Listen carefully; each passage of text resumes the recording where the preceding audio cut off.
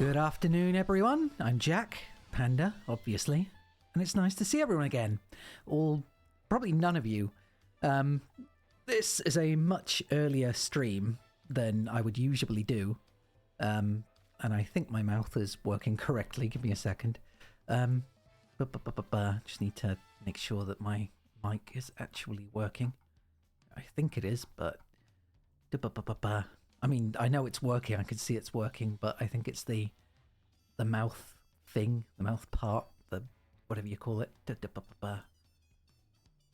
Microphone. Yep, microphone's working, I think. Yep, as far as I can tell. Anyway, yeah, so God.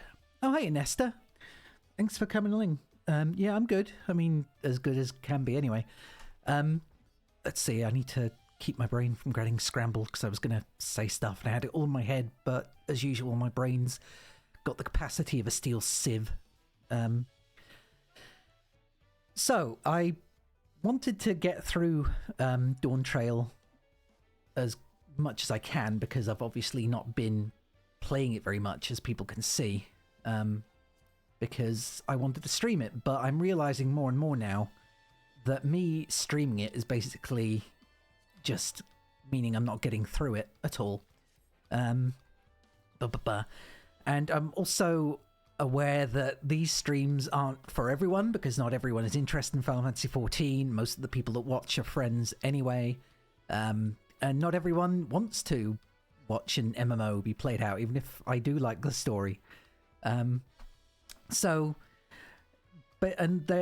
basically, I'm just going to be streaming this for my own purposes, so I'm probably going to be a bit quieter. I'm still going to read and do all that stuff, but because there's going to be less people here, it means I'm going to be less focused on the chat and trying to keep people entertained, which I also know is the opposite of what a streamer is meant to do, but I'm just going to relax and enjoy the game at my own kind of pace instead of being more concerned about treating this like a Twitch streamer or YouTuber, if that makes sense. But the people that do want to watch, and I know there's at least like three people, all three of whom are probably going to be watching this VOD if you aren't already. Hello from the past. So yeah, this is mostly for them, just for the sake of giving them something to have on the background and listen to and just enjoy as time, comes. And there's other stuff that I want to do the same with. There are so many games that I have in my list that I want to play, but want to. That's all right. Thank you for stopping in, and I hope you sleep well. It's nice to see you again. So sleep well, yeah. I'll see you around. But yeah, so there's other games I want to play as well. But thank you, Todd. Yeah, this was made by the person that did all of my original assets here that you can see. The background and, well, not the logo, but the background and, well, I guess that's... I'm trying to think. I know Zvar did quite a lot. All my intro screens and my stinger and stuff like that.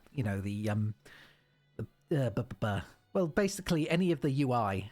aside from the logo up there, my JAQK logo. It was all done by Zvarhart, who I'm very thankful for, because this was absolutely free. She did this as a gift. It was very kind of her, and I figured it works very well for working with my Lalafell here. I think it kind of suits it.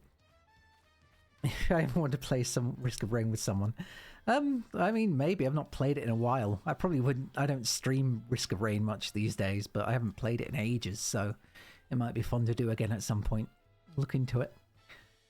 But yeah, so this is more of a background stream for people to listen to, and just if people like listening to my voice for whatever reason, at least it's there as a stream they can, a VOD they can put on in the background in future. And there are other games I want to play. I don't stream as much these days, as people know who've been watching for ages or sit in my Discord, because it's just not... the energy costs are not worth it these days. But I also just kind of miss putting stuff up, and like I said, I've got like at least a few people that like having stuff of mine to listen to because they find it comforting for whatever reason. So this is for them mostly. I'm still going to be doing the yeah, thanks Ness, you too, have a good sleep. Yeah, thanks for stopping in. But yeah, so I don't stream as much because of the energy costs, but I miss uploading stuff for people. And like I said, there are games that I want to play, and there are games that people want to see me play. I could just do them as YouTube videos and just like, or even like quiet long play videos, but it's still nice for people to, you know, if people want to stop in or have the time, then they can do. So yeah, that's mostly it, I guess. Oh, but yeah, I will still be doing the ad breaks. So 3 minutes.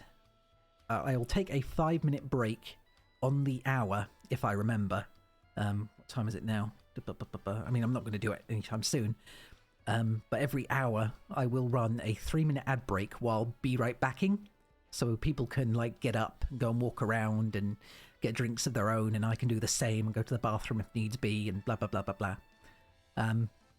Just because that way, having the 3-minute ad play every hour means that for the next hour after that ad break, people who join the stream, in case anyone does, means that they don't end up with having to watch ads when they come in, which is always good because I hate that. And yeah, and for anyone that does play Final Fantasy XIV for the duration of the event, you can also get a JAQK mount or something if you watch for 6 hours, which I doubt I'm going to be streaming for 6 hours, but hey, who knows? My final Endwalker stream ended up being about 14 hours, so who knows? I mean, we'll see. But yeah, so if anyone does stop in, at least there's that. But anyway, I've chatted long enough, so let's get on with it now. Get where I was. Wuklamat, yeah, so we've just spoken to Galul Jaja, her dad. He basically challenged us, and I kicked his ass, quote unquote. And he's asked us to basically look out for Wuklamat, which is what I'm going to be doing. I'm still going to struggle to pronounce all the names and blah blah blah, but thank you, Todd. I appreciate it very much. It's very kind of you to say. I mean, I'm okay. It's just, you know, it would be nice if I could stream more of my own accord and not have to worry about the costs of it, just because I had fun doing it back when I was doing it a lot. But life is what it is, I guess. So anyway, sorry to keep everyone waiting. Oh yeah, we were dropping Fontaine off with the pot people, with the goblin. Yeah, with the goblins, because Wuklamat needed a pot. What was it called? A pot signer person thing. Is that it? You're all set to go? I left Eorzea prepared to travel in search of work, so I had a few belongings to begin with. Bidding farewell to my fellow artisans took rather a long time, however. Again, I appreciate you making this commitment, Fontaine. I wish you had more faces like that for Elysian. You know, just variety. He looks... I think he's Elysian anyway. He might be a... Yeah, he is, because he's got a French name. So, shall we depart for Earthenshire then? Earthenshire? A word before you go. Oh, it's Wook Evu. He's back. I liked him. He was very apologetic. And then completely dismissed the apology. Wook Evu, what are you doing here? Ah, I spend my days correcting manners, and here I am perpetrating the grave offence of delaying the third promise's departure, see? Don't. Even she's looking... please take up your axe and rend my flesh unto taco meat. Must your demands be so gruesome? Besides, I told you that kind of thing doesn't bother me. Alright then, I won't let it bother me either. What was that all about? I'd come to the city to purchase supplies when I spotted your entourage getting ready to leave. You seek the City of Gold, if I'm not mistaken. Correct? That's right, it's the final step of the rite of succession. If you know anything about the subject, I'd love to hear it. Then allow me to be of service. As you know, legends of the Golden City have been passed down in Tyrell for 1,000 years. Yet, when it comes to describing the place itself, the stories do not always agree. Some portray it as one might expect, a glittering metropolis of golden towers. Others suggest it is more unassuming and owes the name to a fabulous treasure hidden at its heart. Every telling, however, has a common thread. Those who go in search of the Golden City do not return. Aside from, like what, at least one or a couple of people. Like her dad for a start. The lesson to be learned from this third promise is that to seek the legend is to court death. I must implore you to proceed with the utmost care. Dial Town was your favourite. It was my favourite too, to be honest. They've got DLC releasing for it, which apparently is going to be longer than at least Norm's route and maybe one other merged together. And they were pretty long routes as it was, so with a lot of different endings.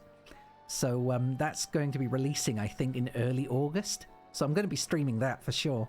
And I'm really excited for it. So yeah. Look forward to that, I guess. I must implore you to proceed with the utmost care. That is all I wish to say.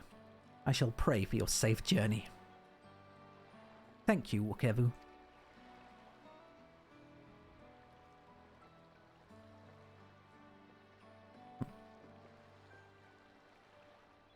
What are we to make of these cautionary tales? If every expedition has ended in tragedy, how then did the Dawn Servant find the city and return without incident?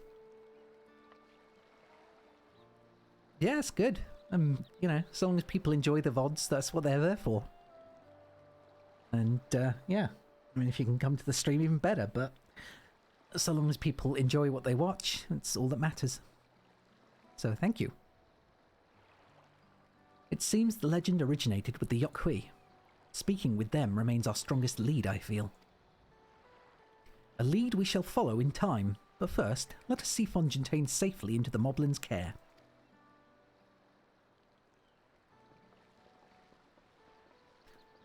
Just giving our traditional nods. Okay, so now I just oh.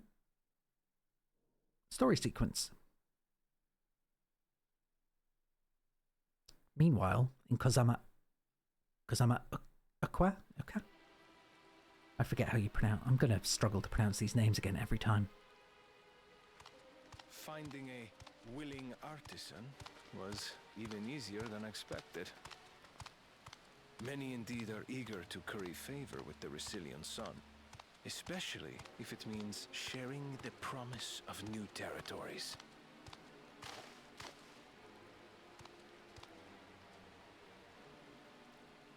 Those who prove useful will have all the land they desire.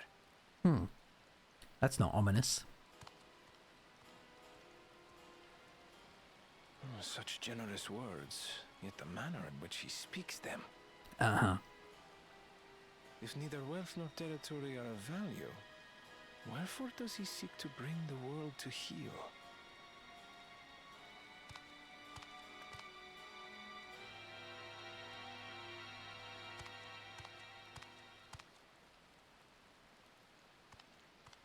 Step aside. Oh, Biff Cool Jar Jar again. Remind me. There was no rule against poaching craftsmen from other claimants. Was there?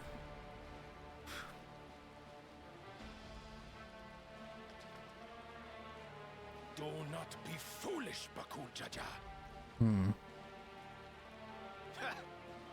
Foolish would be carrying on with these dull feats when all I need to win are the keystones.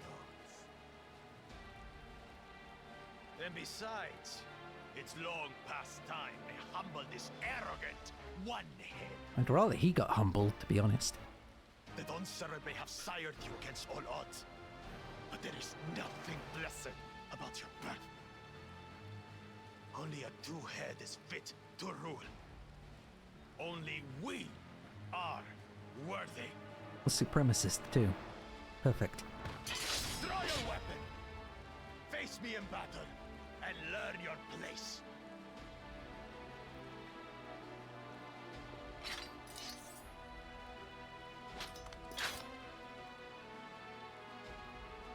A moment, First Promise. Leave him alive, if you would. I foresee a use for this nuisance.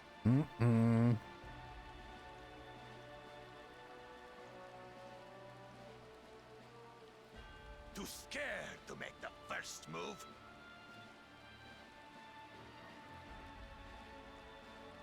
Then allow me!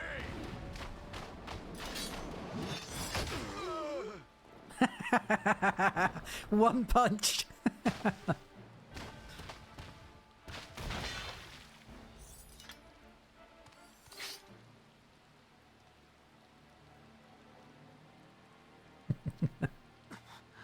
But he's just a runt. Come on, dude, you took a blow to the stomach. It's not exactly like being stabbed.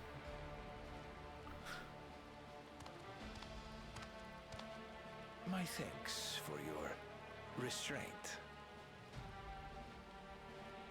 I can kill him whenever I please.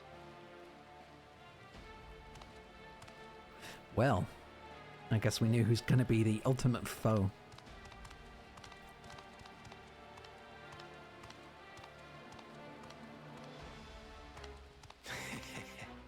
Your part in this is far from over.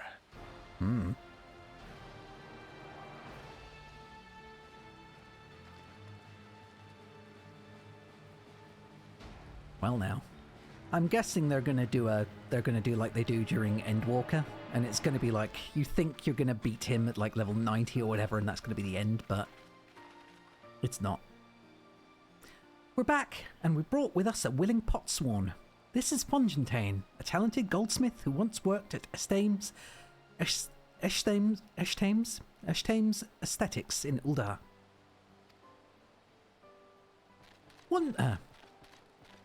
Wonderful. Impressive. You are first to return, Third Promise. And with an artisan from across the salt, no less. We welcome you and your unique skills to Earthenshire. Helphand will show you to the workpot.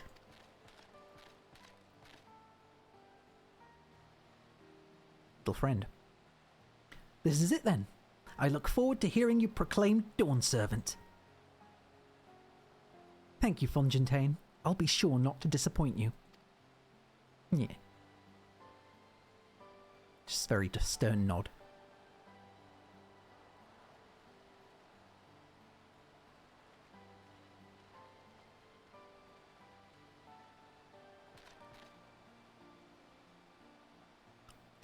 You have reached the requirements of the Feat of Pots. Rhetoric presents your keystone with joy, smiles, and well-wishing. It's the keystone. Does it go into the same slot as everything else?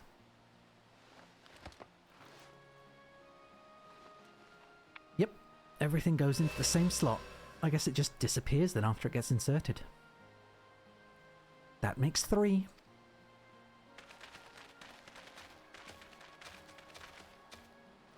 Oh, and here comes everyone else.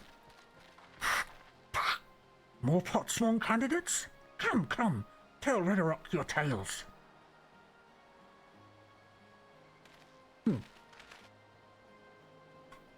Oh, okay, we're not getting tails, we're just getting a fade to black.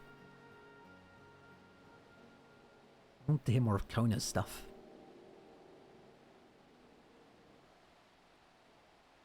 Another feat accomplished, another keystone acquired.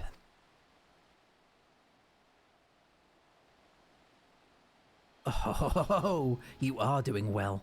I expected nothing less of Zoralja's esteemed siblings. Your cleverness in particular is most admirable, Second Promise.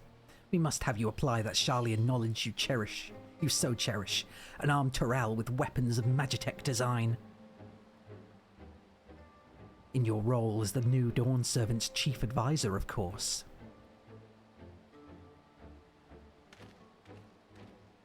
The tools of war hold no interest for me. I wish only to improve our nation through practical innovations. Respect. Foreign powers will think twice about testing our strength once Tuliolal is known for its advanced technology. Just as the Garlean Empire was deterred from invading Sharlayan. That may well be true, but how long will it take Tuliolal to progress to this advanced state? How many years? With a collective commitment to education and hard work, it should not take so very...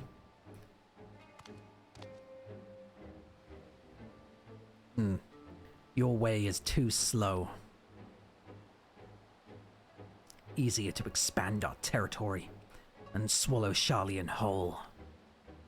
Urgh, warmonger. Conquer other nations through force of arms and you'll be looking at a future of uprisings and bloodshed. Yours wouldn't be the first failed empire. Then we keep fighting until the mounting costs convince them to lay down their weapons, until all have grown tired of loss.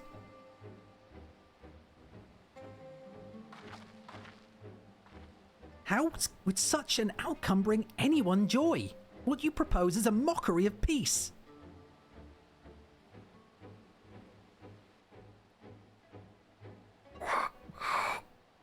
Redorock is reminded of days long ago. In the time before Tuliolal, there were no pot pacts for the Potsworn. It was normal to grab snatch artisans and force them to work for mobbies. Until the day Galul Jar Jar arrived, the families of the Grabsnatch pleaded with him, and so he came to Earthenshire. Mobbies are not just a war-make people. We feared death had come for us, but Galul Jar Jar just wanted to talk.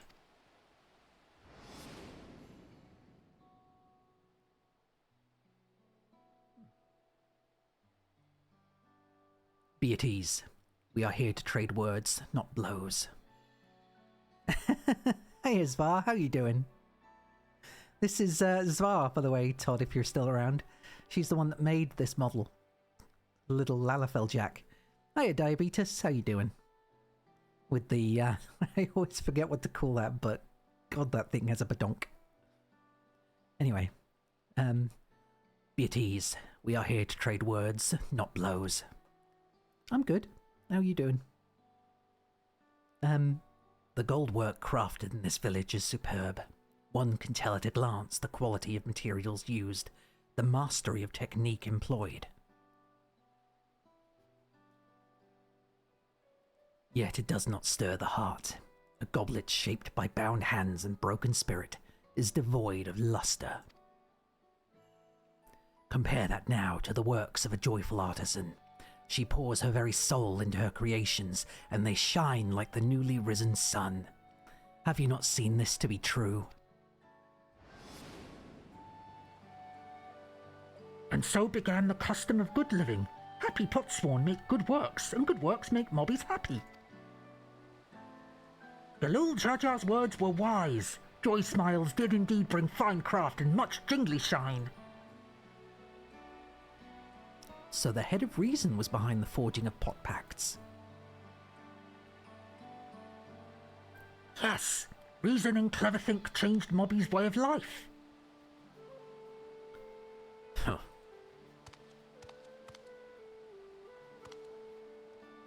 Yeah, humph to you too, wanker.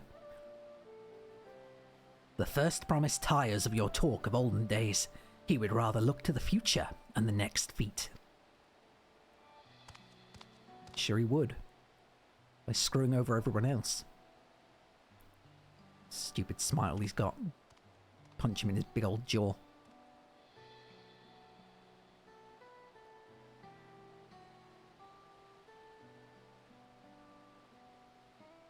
We should be getting on as well.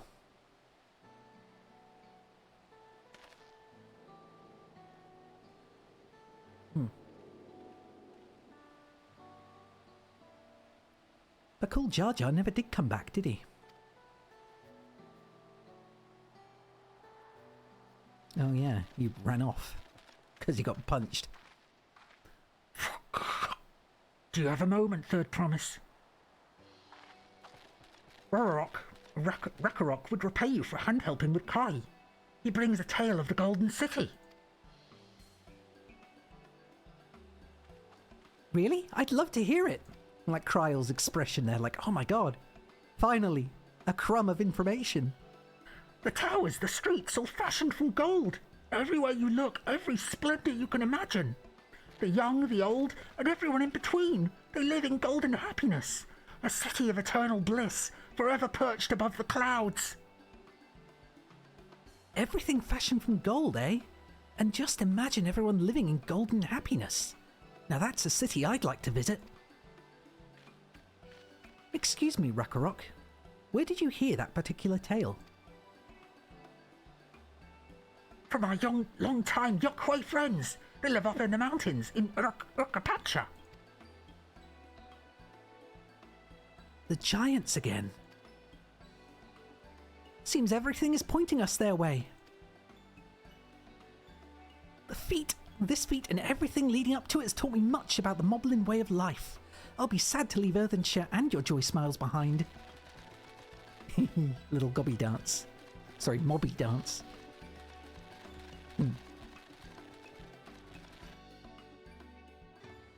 Okay. Another feat down. Right, we should go and see the giants next. Agreed. Golden mysteries notwithstanding, their village is featured prominently in the saga and is not to be ignored. The Urkapacha Highlands should be easy enough to reach from here. If we leave Earthenshire from the west, there's a road which leads up the mountains. Let's find that first. Doop-a-doop-a-doop-a-doop-boop. Okay. Turn this down again now.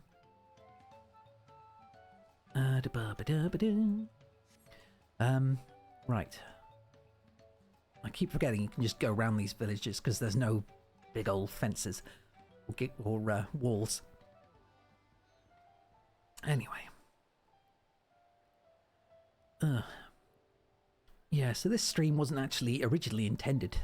I got up this morning and thought, well, I want to play Dawntrail, but I told people in my Discord yesterday that I was going to give up streaming it and just play it myself because I was so far behind. But then I kind of... Well, I got told by other people that they wanted to see me stream other games if I wasn't going to play this, or at least have games uploaded via VOD and stuff like that, or even just YouTube videos. And I haven't done a YouTube video since 2016, I think, was when I stopped doing it the first time. And wait, did I actually have to? Yeah.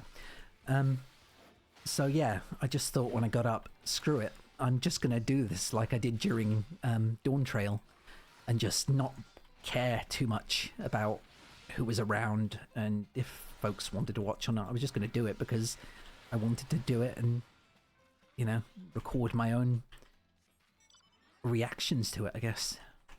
And it is a lot more relaxing when you're not thinking too hard about, you know, other people being around, I guess, which is a thing that a lot of people should, I guess, take into account. And you hear people say that all the time.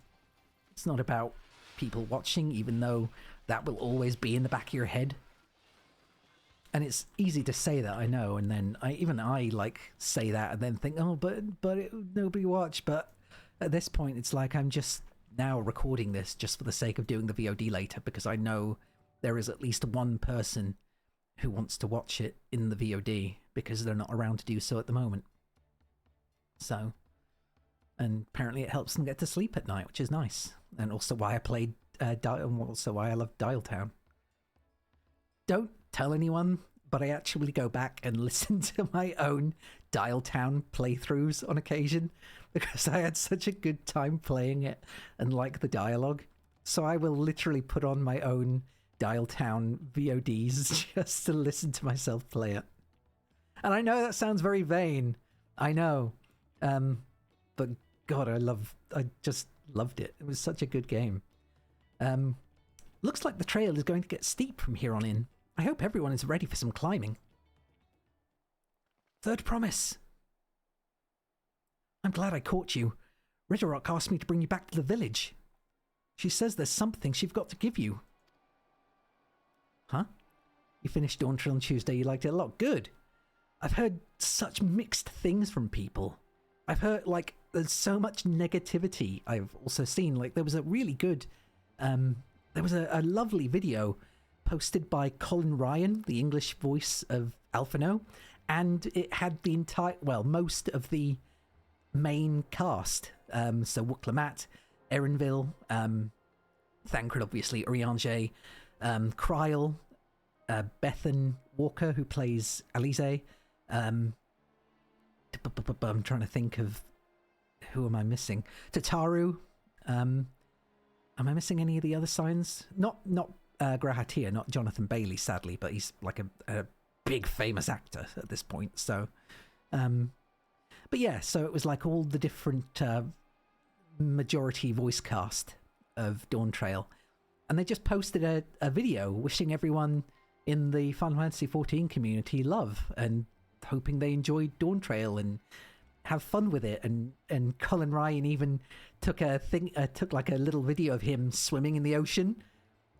He was like, I'm just practicing for like Alphino in Stormblood. God, it's just really nice to see such a wonderful cast who really engage with the community and love what they do.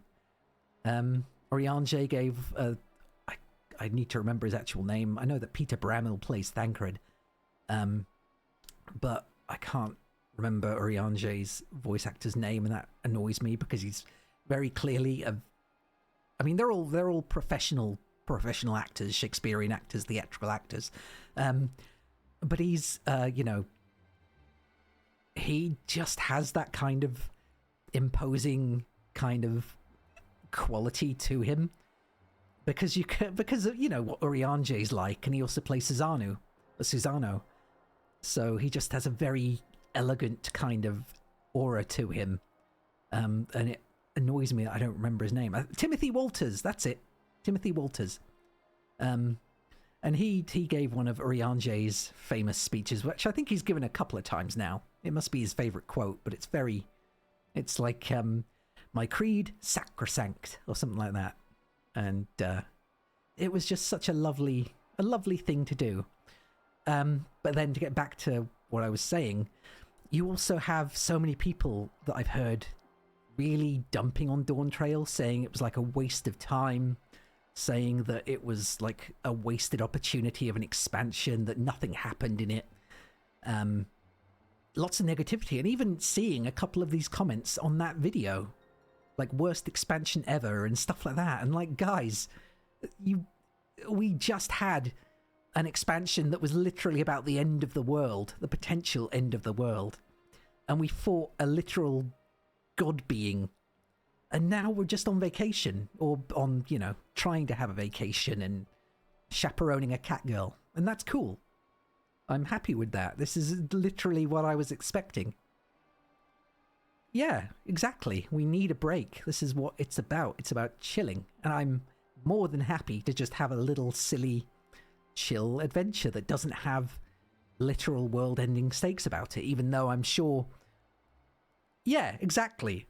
Exactly. You need to have a relaxed moment between all of the heights. If you don't have a down, then there's nothing to make the next up even more exciting. So, I mean, I've not played enough of Dawntrail, but I'm enjoying what I've done so far. It's exactly what I expected. It's nice and relaxing. There's nothing, there's still the moments of, like, Bakul Jar Jar and whatever his name is, Zalulja. Yeah, and that's what Dawntrail is meant to be. It's meant to be the build-up for the next expansion, like you said. It's the start of a new 10-year era or something. Maybe not 10, who knows if it's going to last 10 years, but it's meant to be the start of a new whole thing. And I'm fine with that, because even I wasn't too keen on the Endwalker patches, to be honest. it just seemed like a really a dull way to fit Final Fantasy IV's plot into the game, and it was a bit hit and miss for me. I liked some of it, and I liked Zero, and I liked Golbez and stuff like that. I just you could have literally just ignored that whole portion of Endwalker, and it wouldn't have made any difference in this part of the plot. I don't think you could surgically remove it, and you would not notice the gap between the two. Like if you just had the patch content from where Wuk-Lamat appeared, you would have exactly the same story going forward. I'm sure down the line, everything from the Final Fantasy IV content will be making it back into the story. Somehow, I don't know how, but I'm sure it will, in the same way that the first keeps coming back again. But I very highly doubt it's, at the moment at least, it's completely irrelevant and doesn't have any, major ramifications, whereas the first has more or less made an appearance in every other patch in some way, because of Grahatia's ties to it, Zero didn't become a major character, Golbez hasn't become a major character. They're not sticking around, so I'm sure at some point they might come back, but as it is, they could have done just about anything else with it, and it would have ended up the same as it is now. They could have just introduced an entirely different, the whole Final Fantasy IV plot later on into the game's franchise at this point, but anyway, just delaying at this point. Huh? Something other than the keystone? Yes, an item of great importance, or so I was told. It shouldn't take long if you would please follow me. I don't trust him.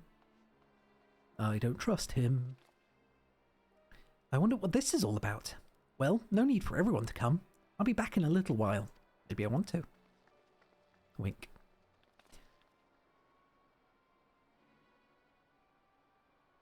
I said I wasn't going to get too distracted and start rambling about stuff, but on occasion you just have to. And I'm just going to wait here now for something to happen. This is taking quite a while. Just keep waiting for now, I suppose. Okay. Okay, so the cat is in danger. Because of course the cat's in danger. And of course that dude wasn't actually being truthful. Probably captured by one of the Galools. We get it. We get it.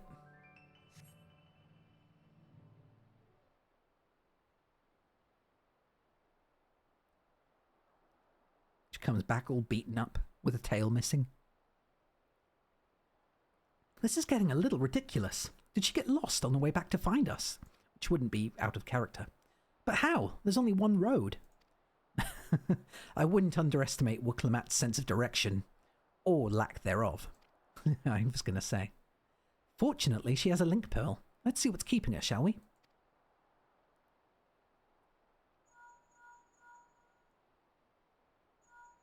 Oh no. Everything's been stolen. Don't like that. She's not responding. Perhaps we should all return to Earthenshire. 'Twas Redderock who had business with her, yes? Back we go then. Although I think we should be doing a little bit more than walking at a very refined pace.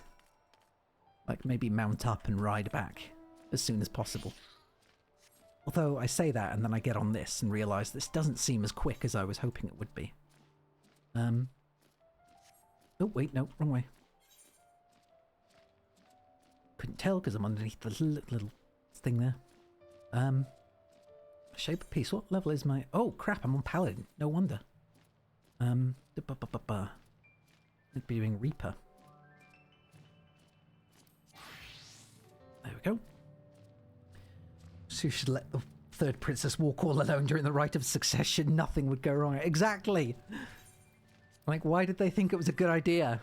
Especially with Bakul Jar Jar around and a insane warmongering brother who has clearly bad intentions. And also I need to change back into my actual super outfit. Unless I should go with Dark Knight for now. Because it's 92 and think if I get too behind in the thing. Did I? Oh yeah, I've still been leveling up certain classes, but I need to get Dragoon to level 99, level 91 even.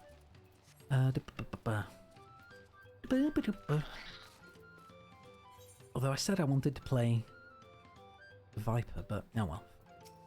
I want a tank. I like having a tank ready.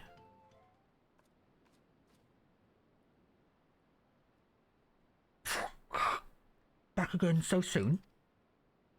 We've come looking for Wuk-Lamat. Did you not send someone to fetch her? Fredrock did not. Neither has she seen the third promise since you were last here. Then who was the man that came for her?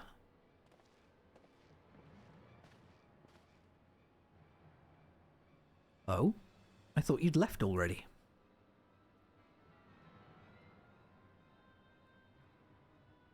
Where is Lamati? Is she not with you? Ramble, ramble, ramble. You don't know where she is. How could you let this happen? That thou shouldst worry for thy sister is understandable.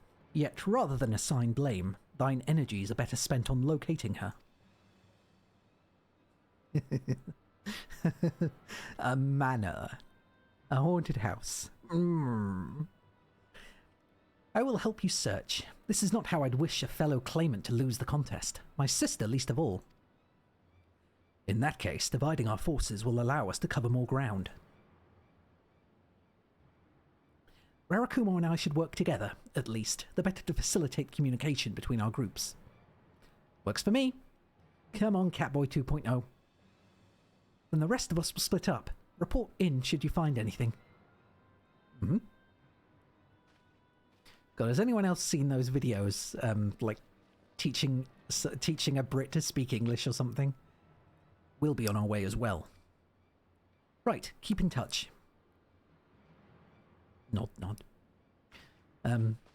Yeah, I think it's a TikTok series, but it's just someone's copied the template and put it over a CGI thing of Thancred and Urianger, and he's like, "What's this? The cranium, a skull. What's this? An arachnid, a spider." God. Anyway, sorry. I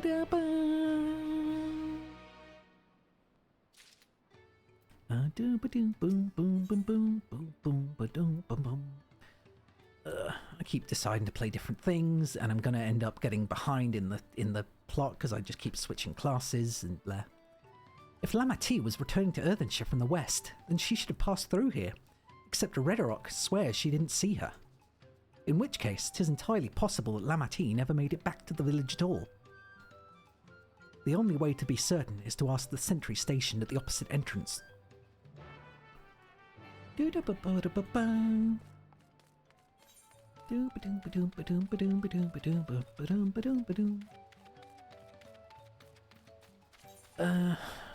Yeah, fuck it. I'm just gonna go with Dark Knight, because at least that way I can... Actually, no, because I can... If I'm queuing for dungeons, I mean, if I'm doing trusts anyway, then it means that I can do Reaper, because Reaper means that I can do damage, and dungeons will hopefully take less time. So it makes more sense. Is my theory, anyway. I mean, doing it as Pictomancer would probably be even faster, given the amount of damage that Pictomancer does right now, but... God. The third promise. Mobby has been standing at his post with diligent eye-watchings. He has seen no claimants pass this way. What of a Tonawata? No. Tonawauta. With brightly coloured hair. Mobby knows something of this one. He hears tongue flaps about a Pelu peddler in many fires who was attacked by a crazy hair bandit on the road. A bandit, you say? Thank you, you've been most helpful. My sister is clearly not here. Though I wish it were otherwise, we must consider the possibility that a Tonawata messenger and the brigand described by the sentry are one and the same, and that Lamati is in very real danger. Come, let us hurry to Many Fires. I'd like a word with this peddler, should they still be around. Okay. Oh, the dog. I'm so glad they added... Look at. I'm so glad they added this dog. I love the dog. This is like one of my favorite mounts now. I just want to use... I will just use this, I think. He doesn't... I mean, I'm sure he flies too. I don't know what the actual flight mechanic is, but... God, he's so good. He's the only mount with a dedicated pet button. Love him. Where's Many Fires? Oh, there. Oh, screw it. Sorry, Torgal. We can just teleport. Oh, crap. Well.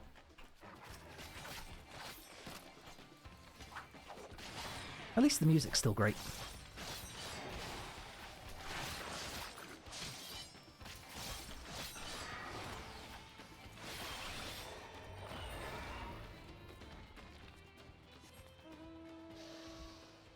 Yeah.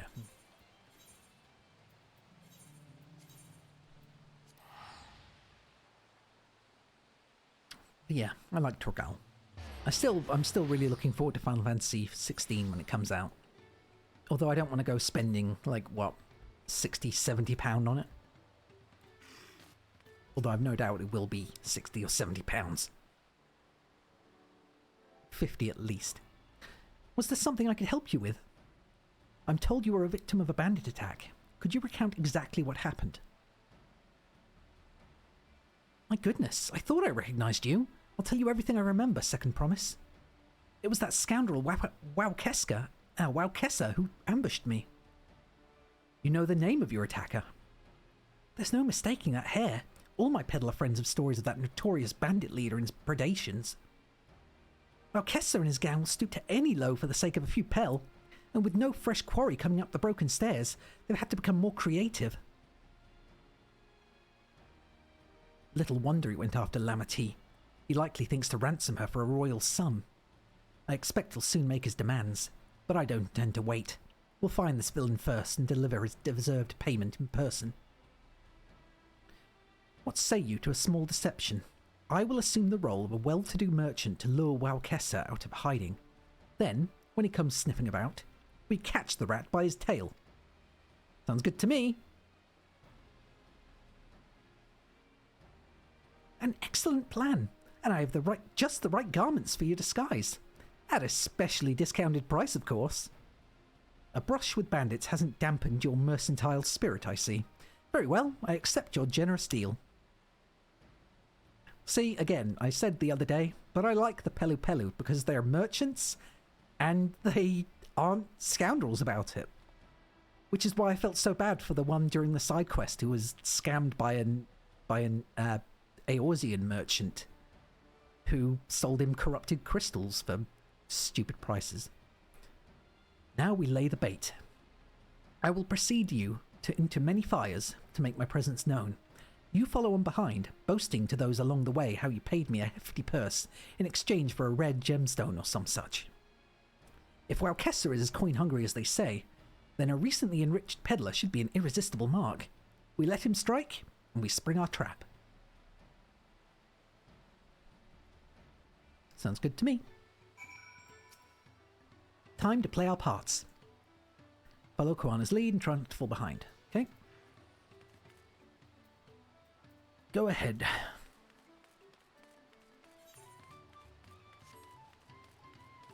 Of course, it would help if he maybe ran a little bit faster than me.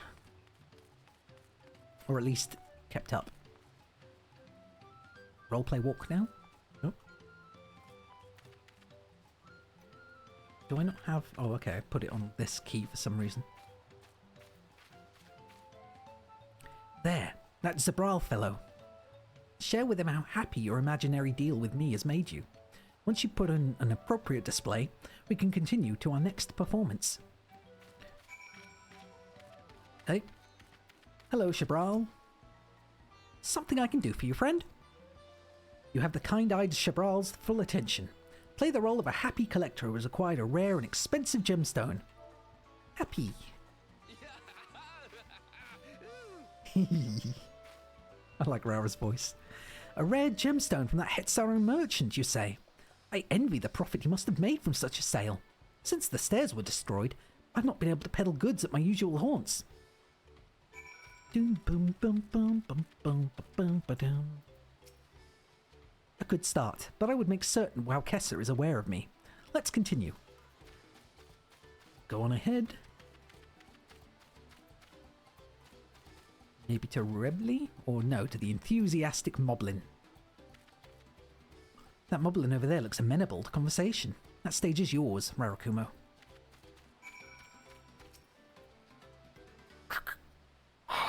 What can Mobby do for you? You have the enthusiastic Moblin's full attention. Okay? Happy. Yay. The Hetzaru sold you a sparkle stone for your collection? Well, that explains your giant joy smiles. Mobby is happy for your happiness. Mobby is also jealous of the merchant and all the jingly shine you must have made. Well, at least they're friendly. That should be enough, but perhaps one last act to drive it home. So, is the next dungeon going to be the bandit camp where we have to rescue Wutklamat? Is what I'm assuming. Oh, the Cheery Pelu. That'll be it.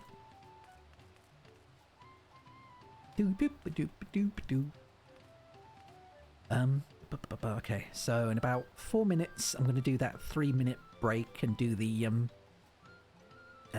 ad break and the be right back screen. So, do you see that cheerful Pelu? Tell him the tale of your precious gemstone. Then we'll be done with this part of the charade.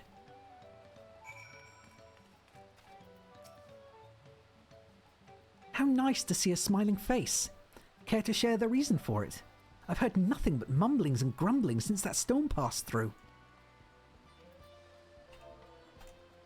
Happy.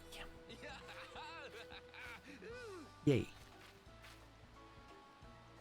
A passing peddler had the very gemstone you sought for your collection. That is a stroke of luck. And I'll wager the merchant was just as pleased to fill his pockets with your grateful coin, eh? That was right. Well, I'm inspired to go and earn some pel of my own. Who knows? Maybe opportunity will find me, even as it found you.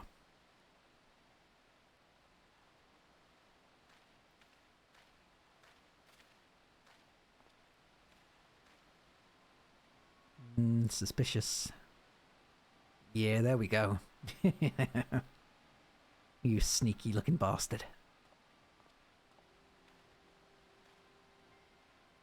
Ah, my most valued customer. The profit from that single purchase of yours should see me through weeks of idle leisure. Travelling with such a fat purse and no sellswords is tempting fate, so I shall make Earthenshire my last stop and then return forthwith to Tuliolal. How many catboys are there that wear glasses just wandering around in Tural? Like, surely most people must know this is the second promise. Did you see? The rat has come for a nibble. Nibble, nibble, nibble. Okay, you played your part to perfection, Rarakumo. A man of many talents, just as Thancred and Urianger described. Now, let us lure out JAQK. Let us lure JAQK out and spring our trap. Kona wishes to execute the final stage of his plan. The second promise was in Charlium for a while. Oh yeah, that's true. That's very fair. Good point as well. Let us execute the final stage of the plan. I will set out towards Earthenshire alone and unarmed, the better to sell the act of a defenceless merchant. Assuming JAQK is watching, he will likely wait for some quiet stretch of the road before accosting me. I'll be relying on you to follow closely behind, remaining hidden until the time comes to spring the trap on our bandit king. Just remember, we need him alive. Noted. I'm often finding while reading the text or the character lines, I'm remembering just how difficult it is to actually read convincingly, because I'm pretty sure, like, you know how, I mean, there's, like, everyone knows what a bad script read or a badly done, a badly directed anime or cartoon or movie or whatever sounds like, and how wooden some characters can sound, how weirdly delivered some lines can sound, which is how I'm thinking every time I read a line. Because I'm not sure how I'm supposed to be reading it, they must sound so dumb, like completely the wrong inflection and completely the wrong emphasis in the wrong place. So I'm just trying, it's why sometimes I repeat the lines to try and make them sound more correct. Because, I mean, doing voices is one thing, but reading a line well is an entirely different one. And I have no training in that. And even actors with training, they can, you know, without good direction, it can be really, really bad, as we know from a number of pieces of content. Number of games. Like the Sonic Adventure games. Here we go. Ada.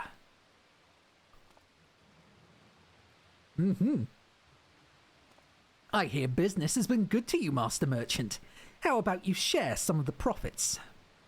And by some, I mean every coin you have.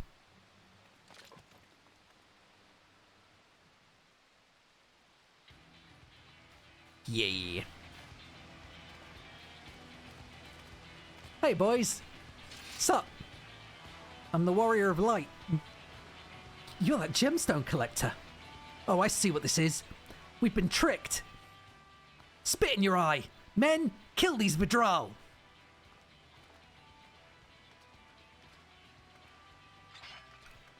Yeah. Slippery vermin. We'll have to interrogate his underlings instead. If you would be so kind, Rarakumo, pray leave them capable of speech. No promises. I keep expecting an actual instance. Not like a little purple ring. I keep expecting it to be like it was during the what's his name? Galul Jaja. I keep expecting it to be like his thing. I'm going to be like having to fight him.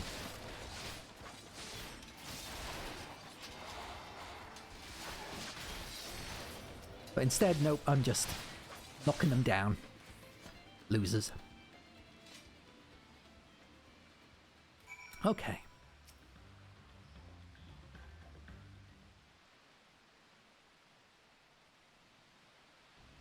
I was hoping to talk with your boss, but I suppose the three of you, or you three, will have to do. Wait, that's the second promise. What do you want with us? Think I'm scared of a fancy title? I'll take your royal ears as a trophy, as soon as I get free of these ropes. I know your gang is behind my sister's abduction. Tell me where she is. Eat pack of shit, salt lover. You'll get no answers from us. You'll get not answers from us. That's right, we don't serve you. Do not play games with me. Where is Wooklamat? Ooh, yelling.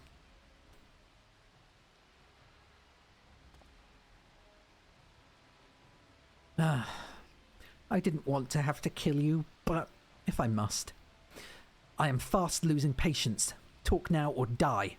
The choice is yours. We were hired to nab the third promise, that's all. We don't know where they took her. Hired? By whom? We weren't told that either. Only JAQK knows. He's the one who took the job. Well, it seems we needed their leader after all. Once I've arranged for the Landsguard to take custody of these criminals, I'll call on Thancred and his tracking skills, but perhaps you could pursue JAQK in the meantime. The bandit was running in the easterly direction. Should you locate him, I suggest you shadow him rather than force a confrontation. He might lead us to where Lamati is being held.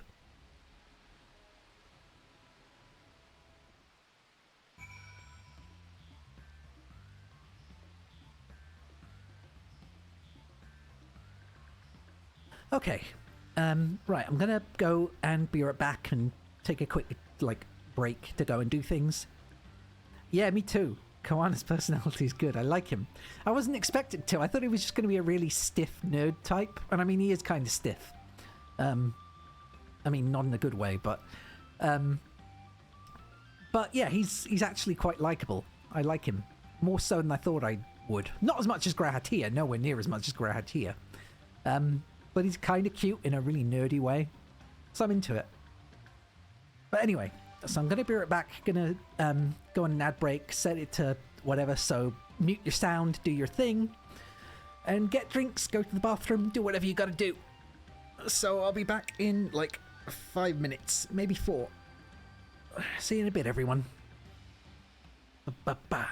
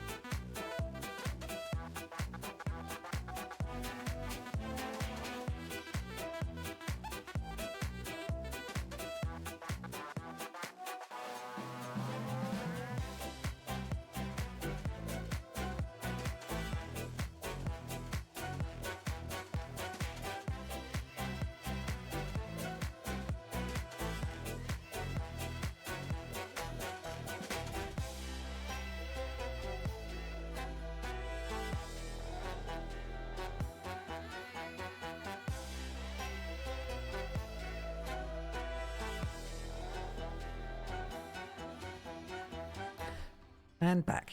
A little earlier than expected, but nonetheless. Okay.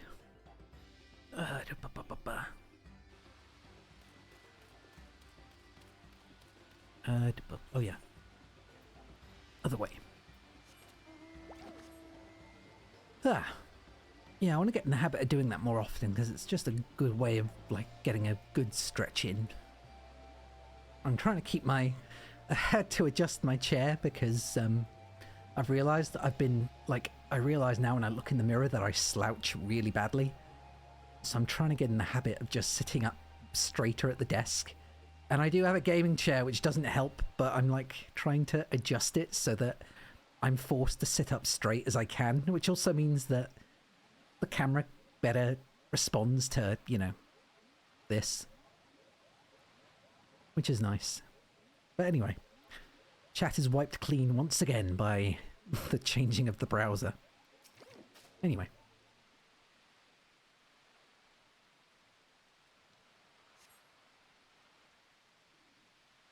Yeah, I'm willing to bet that the next dungeon is going to be rescuing Wicklamat.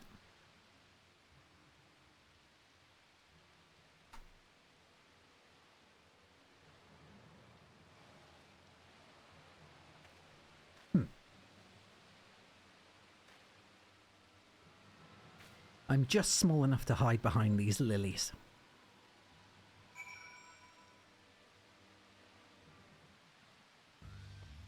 Follow JAQK from a distance. The objective will end in failure if you are noticed or fall too far behind. Should your quarry begin displaying the effect shown in the picture, he will be discovered when he turns around. To avoid detection at these times, make use of cover such as rocks and trees. Okay. The objective will also end in failure if you follow too closely. Keep your quarry in sight but avoid stepping... So we know all this, but the effect that they've... where is he? Your destination will not appear. Well, I know that, but where is he? Oh, there he is. Okay.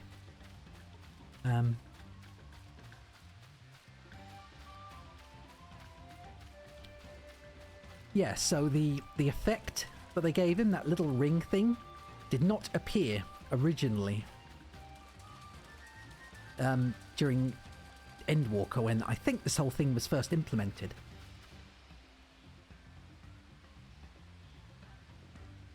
I'm not seeing an effect though. I thought it was going to show him do the little turny thing. Oh, I want to go and grab that lookout point so badly. So badly. Gotta just try and stick close to the trees. Oh wait, is that if it disappears? Yes, okay. So if it disappears, he's gonna turn around. That wasn't made clear, I don't think. Or maybe not. Let's go this side instead. How far ahead is he gonna go? Oh, I can't. There we go.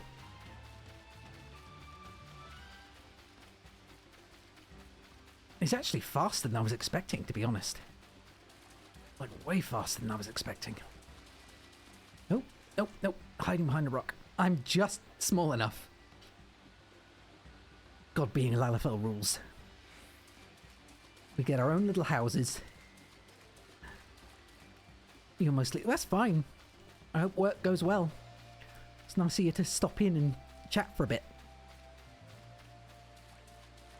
Remember to, you said you wanted to get your husband the mount as well? If you haven't already done that. Come on, hide. Oh, thank God, okay. Yeah, if you haven't already done that, I got mine last night.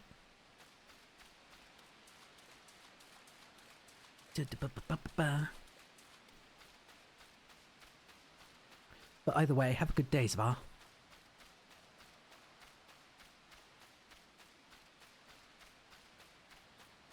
Oh no, he's out of sight. Come on. Okay. Yeah, it should be safe enough for now, I'm sure.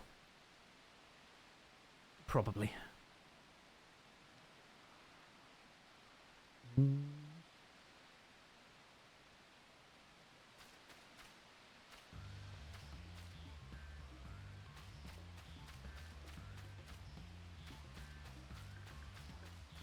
Nope, nope, nope, nope, nope, nope, nope.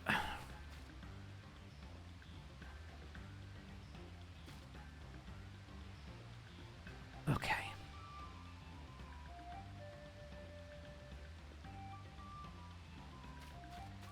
Yeah, I don't really... I thought he would lose the rings around him if he was going to turn around. But that's not how it seems to be working. So... Destination, I guess. Okay, cool. Huh.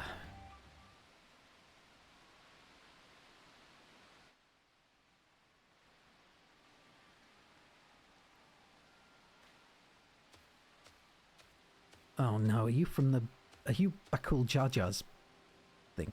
Finally, my money! Give it to me now! The Landsguard may be hunting us already! Calm yourself.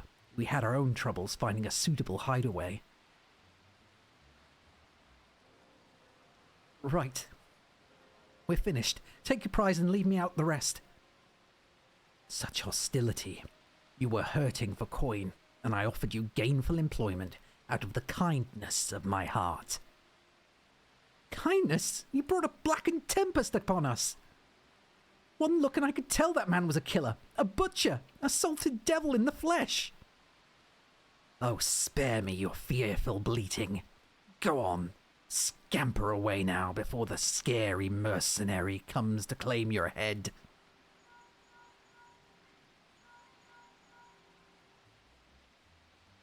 Kona told me the news. You found the abductor then? What's the situation?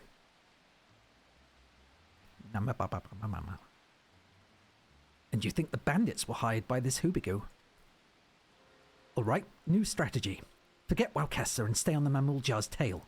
We don't want to endanger the third promise, so keep your distance until we're certain they have her. I'll catch up to you as soon as I'm able. So whose Hubigo is that? That must be Bakul Jajar's, right? Well, apparently people are really horny for it. I didn't know. Oh, for God's sake, another one. Oh, okay.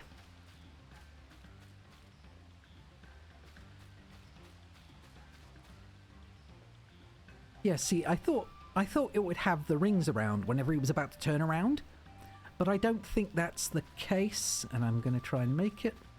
It's probably going to see me, but these are very thin trees, and I'm wondering if they're actually going to be enough to keep me from being seen.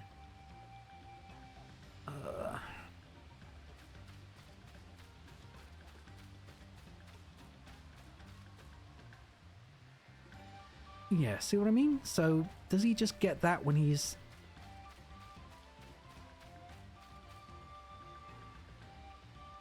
I don't understand why they get that ring.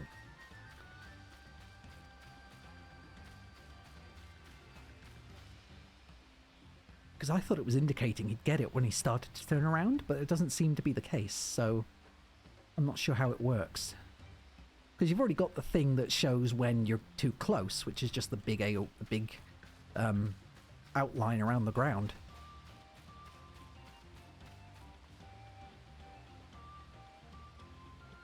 It would make more sense if he had that ring up until he was going to turn around and it would disappear.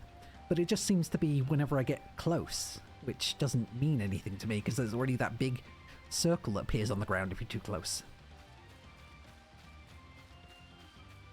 See? It just seems to show up for no reason to me. Unless I'm just misunderstanding it, which would be entirely possible.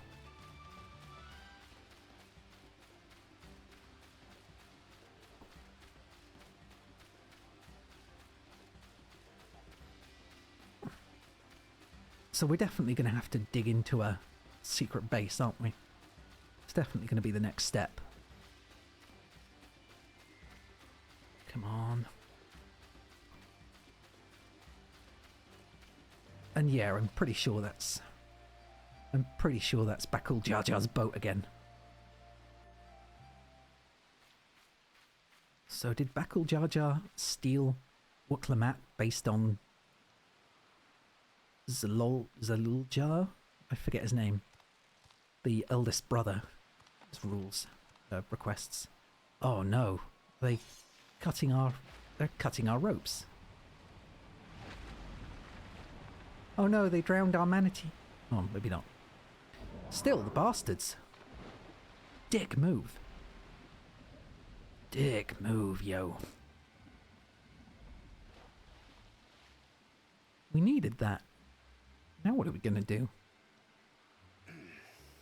Better late than never. Yeah. Hi, Thancred. Momulja. He's the one who kidnapped Wook Lamart. Indeed. So we're still unsure. If we can follow him a bit longer, confirm his connection to the abductors. Mm-hmm. That's the plan.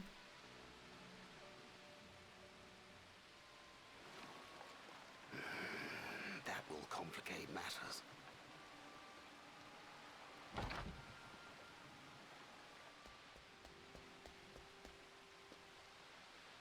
Kona's just making a run for it anyway. Brave man.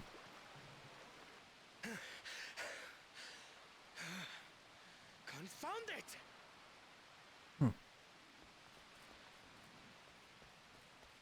If I set out now, I can trail them along the riverbank.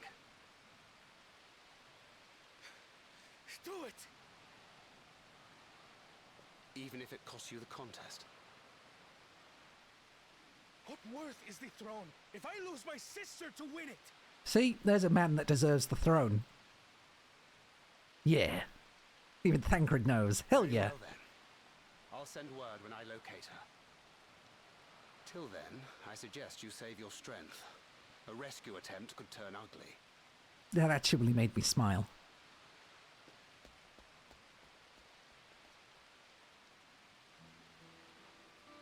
That Hubigo just now. I swear I've seen him with Bakul Jaja. Uh-huh. Is that the one that was The way that whimpering? monster works. He probably hired bandits to kidnap her so he could steal her keystones. But even alone, my sister is more than a match for a gang of untrained ruffians. She must have been ambushed or deceived. Gah! I should have been there! If those bastards have hurt her!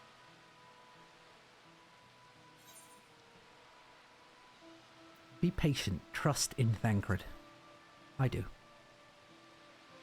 I need to turn down the ambience. I do trust him, but... Forgive me.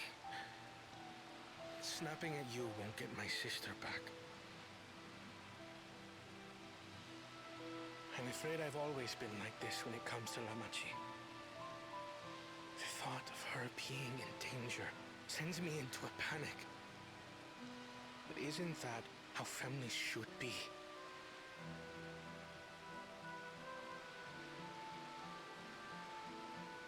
These days, Turali Mikote live however they please.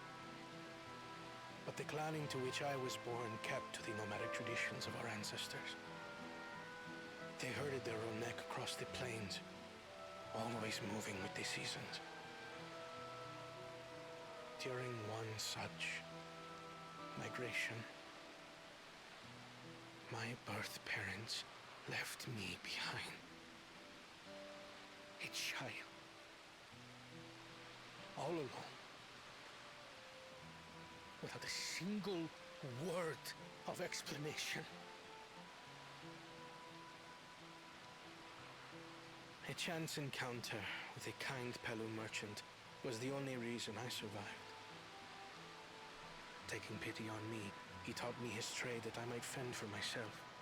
Pelu merchants are good for I became everyone. a storekeeper in Tuliyolal's market. And that is where the Dawn servant found and adopted me. I had already been in the palace some time when Lamachi came to join us. Like me, she had been cast aside by her parents. I knew the pain of solitude and wanted to spare her that suffering. As this tiny child's new brother, I swore I would always be there for her.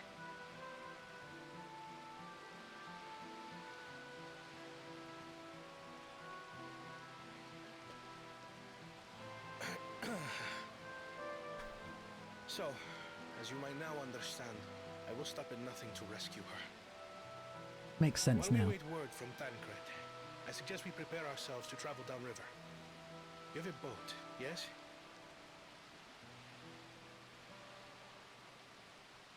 Well, they've just murdered our boat, but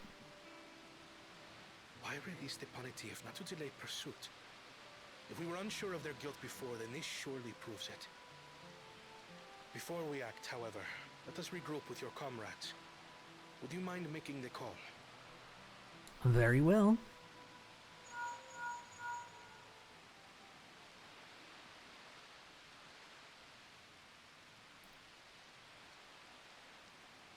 Understood. We'll meet you at many fires. I'm still of the opinion that Elfino's voice has deepened. And I don't know if that was just because Colin Ryan had like a throat issue at the time, or if you know, maybe he had like a cold or something, or if because they're playing up the idea that the twins are getting older and Elfino's voice is breaking because he's going to end up like turning into Urianger eventually. Not literally, you know what I mean, like aging properly, as he's often threatened to do in the past. I may have put rescuing Lamati ahead of my own progress, but do not take that to mean I've given up on the contest. You understand how important she is to me, yet regardless of how close we were, I would have made this same choice. After all, if I am incapable of saving my sister while also winning the throne, then I am not fit to inherit our father's heavy mantle. I'm going to turn down the rain BGM, I think, because it's very loud. Yeah,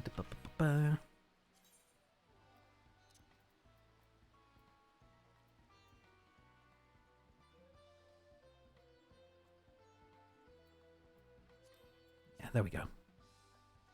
Okay. Kona wishes to gather your companions for an upcoming rescue mission. We need to gather our forces.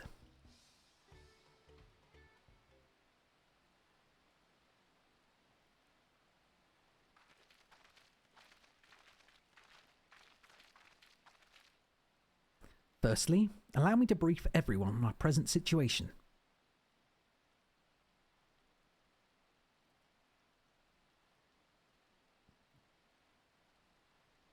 Understood.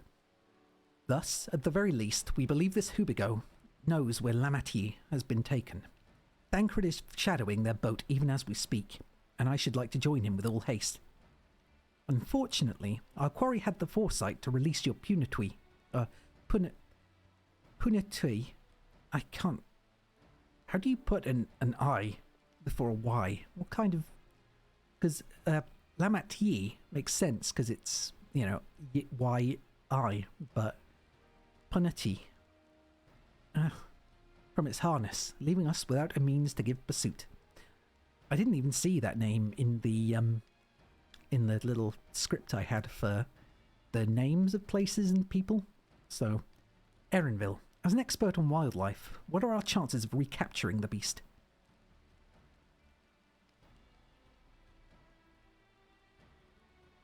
With the right mix of feed, it can be done. I should like an extra hand to help scatter it about, however. Oh, it's me again. Would you accompany him, Rarakumo? Yeah, why not? There's a rescue that needs to be planned out, but... Oh, okay, well. Meanwhile, the rest of us should work on getting the harness repaired. It appears to have been damaged when the Puniti was let loose. Yeah, because they cut the ropes. With all the peddlers here in camp, we should have little trouble purchasing replacement materials. As for any necessary metalwork, Earthenshire's artisans are but a short walk away. Then let us divide the tasks and have at it.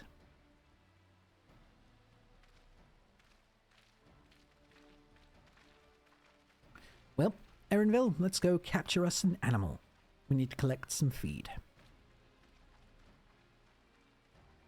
There was an unusually aggressive herd of wild punities downriver, so our girl would have fled in the opposite direction. Come, we'll try the waters upriver. Okay.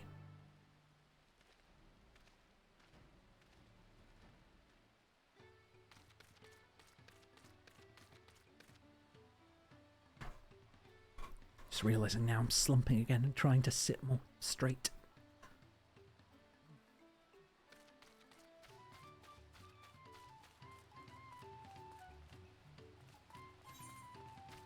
I do like the background noise, even if there's an unnecessary usage of the rainy, watery waterfall ambience and the river. The rain was really deafening, though.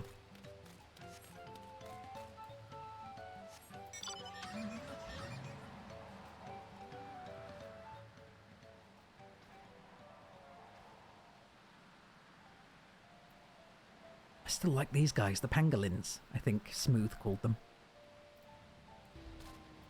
Widowmaker, isn't that the name of a character from Overwatch?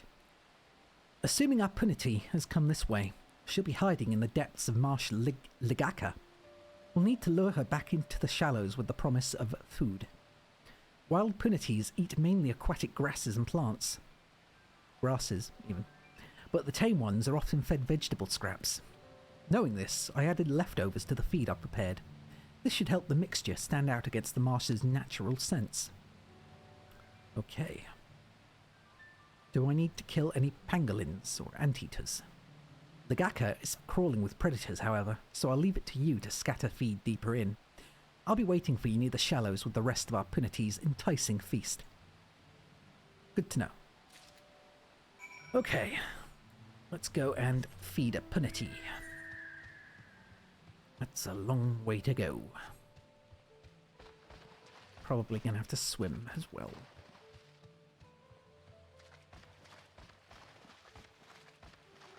Just keep swimming, just keep swimming, just keep swimming, swimming, swimming.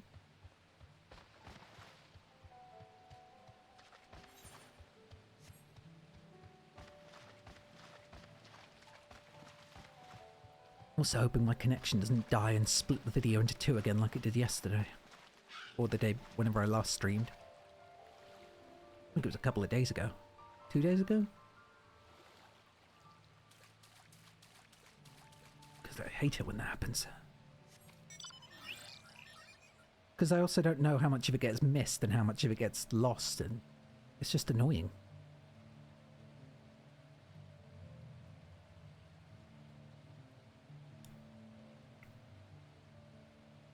Especially because I'm not recording at the same time, so for all I know, there could be loads of video that's just completely lost.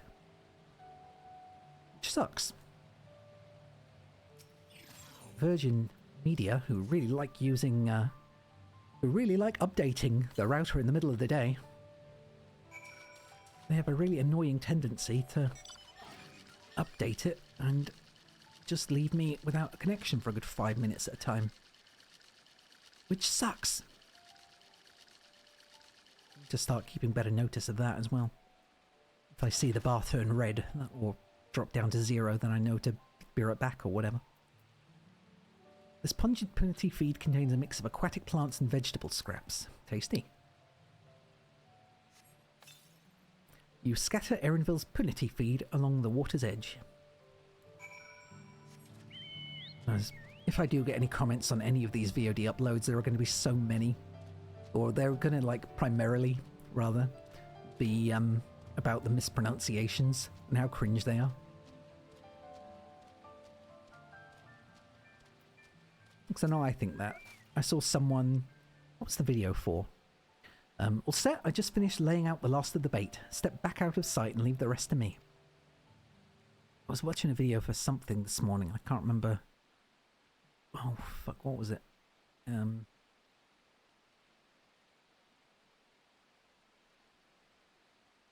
I don't remember. Oops. Here she is. Yay! Shh. There's nothing to be afraid of. We just need your help one last time. You're hungry, I wager. Come on, come with me. Erinville the Animal Master. Yay! Yes, there's a good girl. It's a lumpy girl. Oh, you're smooth. Really lumpy. We'll be fine here, I think. I'll give her a few more treats, then lead her over to the boat. You can have Kona back. No, you can let Kona know we have our punity back. How you doing this morning?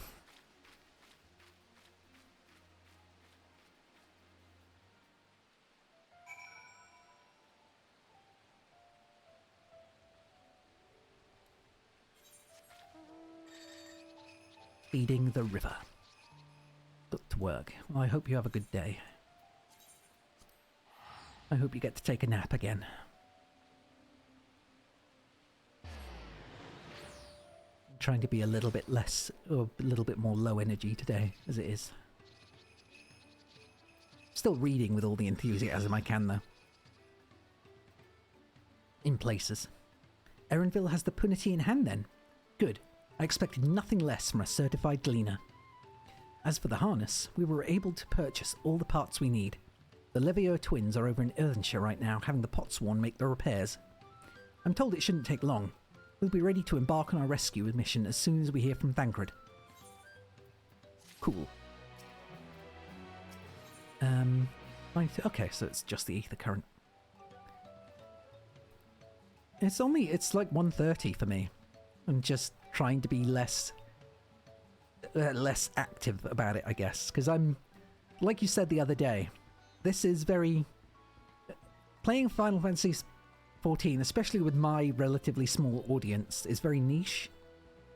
So I'm just playing it for the sake of uploading it later, which I already explained when I started the stream.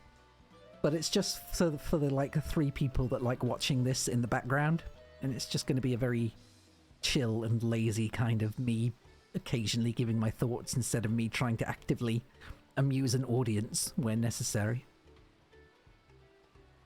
Because most of the time I do amuse people, it's very unintentional.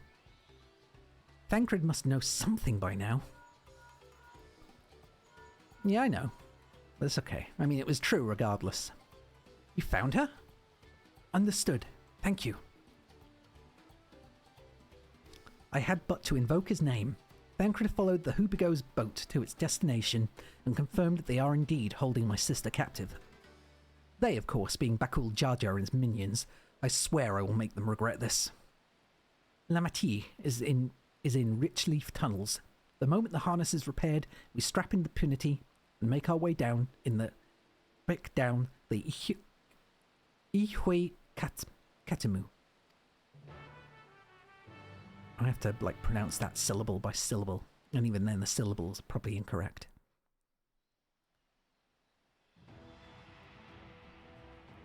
Oh, so they're back at the swampy thing that we started off at. I guess they did follow us through here afterwards, didn't they? So is this going to be the second dungeon? Is it us going back through it again? Thancred. The third promise is up ahead. She's unharmed, but we best not dally.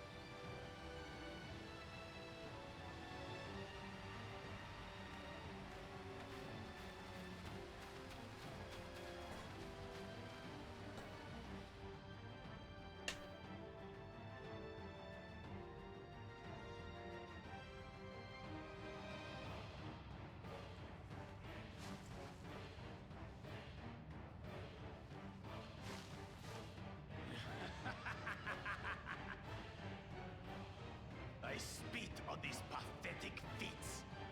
Far more satisfying to claim the baubles by force. So he's only had like one bauble. Give it back! Forzanten poured his everything into that stone. You've no right to touch it. Oh, was that the name of your artisan? How could you allow something so precious to be stolen? Didn't you get one punched by the guy you said was your inferior? Cheat! You're no true claimant. What does that make the foolish kitty who fell into my trap? If pitiful roars were all it took to claim the throne, you'd be first in line. Now, brother. You shouldn't tease her. Look, the poor things on the verge of tears. Release her and see what happens. Meow. Someone save me.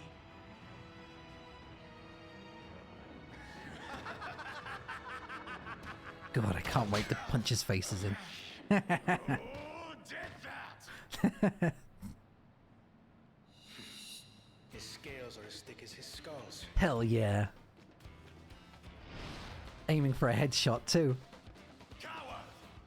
You dare ambush me? You mean like you did to her, you dick waffle.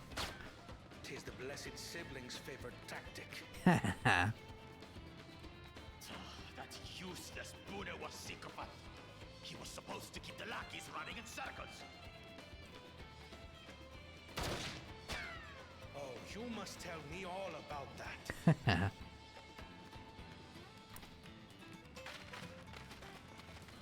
Careful now. You wouldn't want to hit her hostage. Coward. He's gonna get his ass kicked so hard. So when does this become a trial?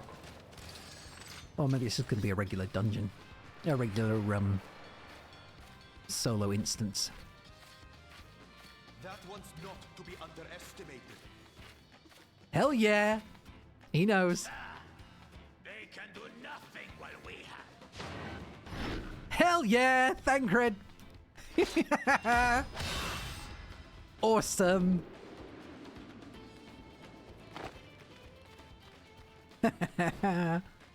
Go on, Kona!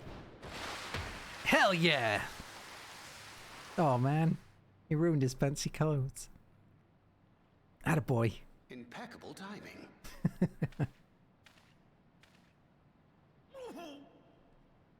Amachi, are you all right? They really do, Zvar. That was really cool. Aye, thanks to you. God, I love that. That one must not be underestimated. While I marched slowly towards him. That was so cool. Even if Thancred did the actual work. These weaklings think they can defy us. We'll slaughter the lot of them. You already lost to Zaluljar, Patience, or whatever. brother. The keystone is ours. Zaroljar, No that was it. need to fight this day. And Zoraljar has left us hurting. Yep. No! I won't stop until I've got these maggots and feed them their entrance. Bring it. Come on. If we fall here, we fail our siblings for nothing. Is that what you want? Come on. Come on. Fight us. No, brother. God damn it. The head of reason. Break off. We're retreat. Ugh. Wait! Damn you, Bakul Jaja! Did he just solar flare us? Oh, well, he really did. Oh wait, maybe he teleported. Do we give chase? We head back. Amachi is safe. And that is what matters. But we lost the keystone, which is also what matters. God damn it. Wonder if we have to go and find it. Oh, he hurt his shoulder. To be fair, it was a great catch. But now Lamity is without her stone from Fontaine. Huh, that sucks.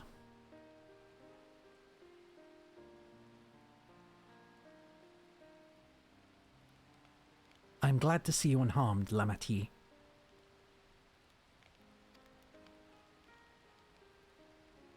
Thanks again for coming to my rescue, Kona. And all of you, too.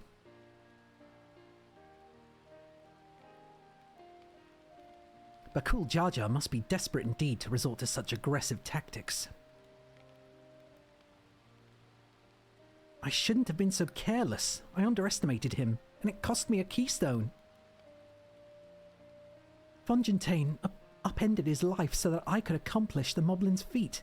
He believed in me, believed in my cause, and I've let him down.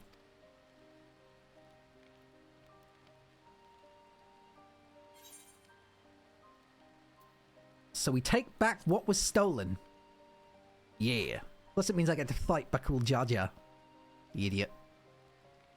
Yes, we'll do exactly that. The next time I meet that brute, I'll knock him straight on his scaly behind and take back my keystone. Hell yeah, we will. Speaking of vengeance, didn't Bakul Jaja curse some useless Bunawar sycophant when he caught sight of us? A reference to Cyril Jah, I would assume. He is devoted to our brother, and is the only Bunawar I know of participating in the rite of succession. If Zaralja was somehow involved in this, I will never forgive him for putting our sister in danger. He will have forfeited his right to be called brother. Blink, blink. Yeah. Kona's cool. Okay, he's got my vote.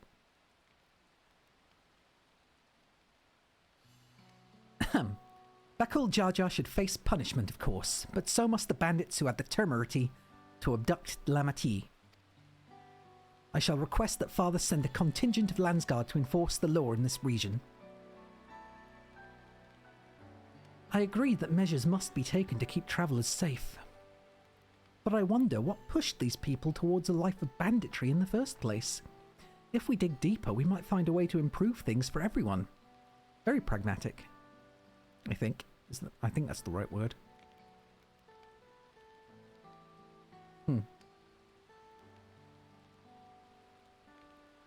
Yeah, improving living situations for everyone does reduce crime. It is something to think about. For now, however, the rite continues. I thank you for all your help.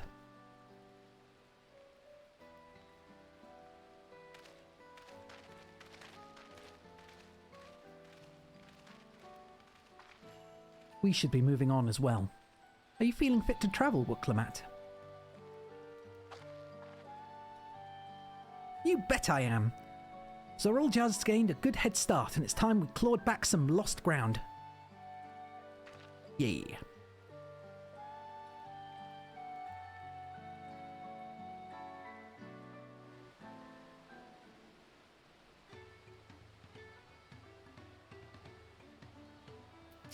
But if that wasn't the next dungeon, then I wonder what the next dungeon is going to be. It was a good cutscene, though.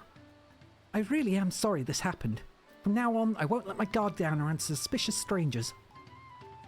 And again, I do appreciate you all coming to save me. Oh, shit. Oh, dang. Okay. Well, that's worrying.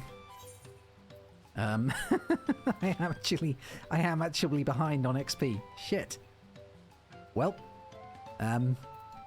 you know what that means. Crap. Time to run roulettes indeed, Zvar. Screw it. Everyone loves roulettes. Nope. Oh, but I can't. I was gonna switch to. Oh wait, there we go. I was gonna switch to Astrologian or a healer or something, so I got an instant Q, but MLG, I wish. I'm not good enough for MLG speed strats, and we'll probably get Cutter's Cry or something. Oh no, the Geisha Scope. That's not so bad. All seems in order with the lens, and I trust you can hear me. Can indeed. This is still one of my favourite dungeons.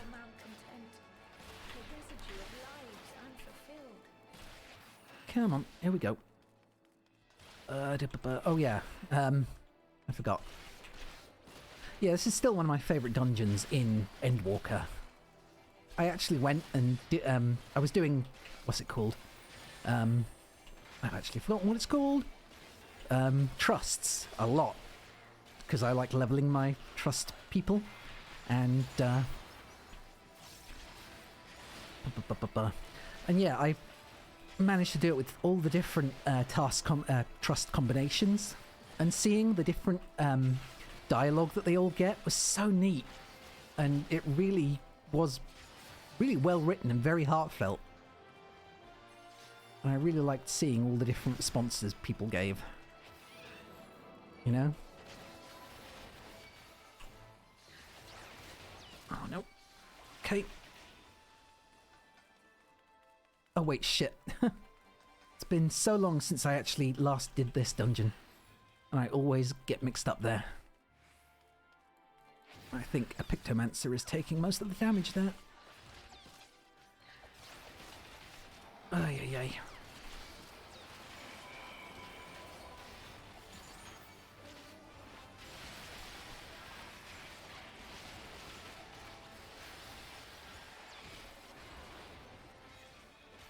So forgetting that I need to press this button now for this.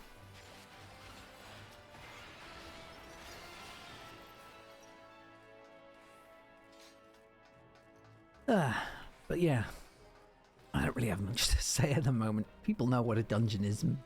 I've got no speed stress to share. I'm not playing competently because I always get more nervous when doing dungeons on stream because people can see my incompetence, which makes me sad because I usually think I'm quite a good tank and healer. But it's like, you know, nerves in general.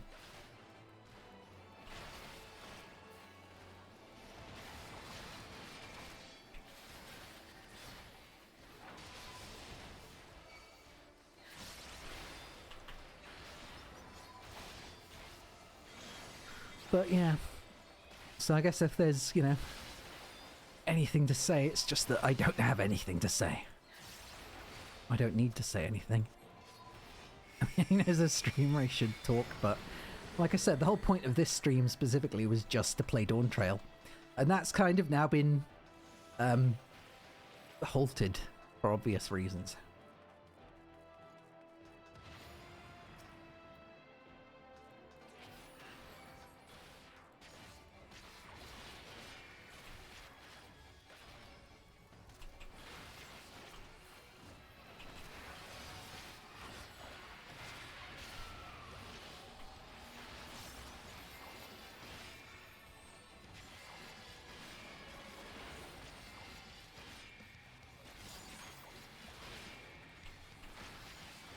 Yeah.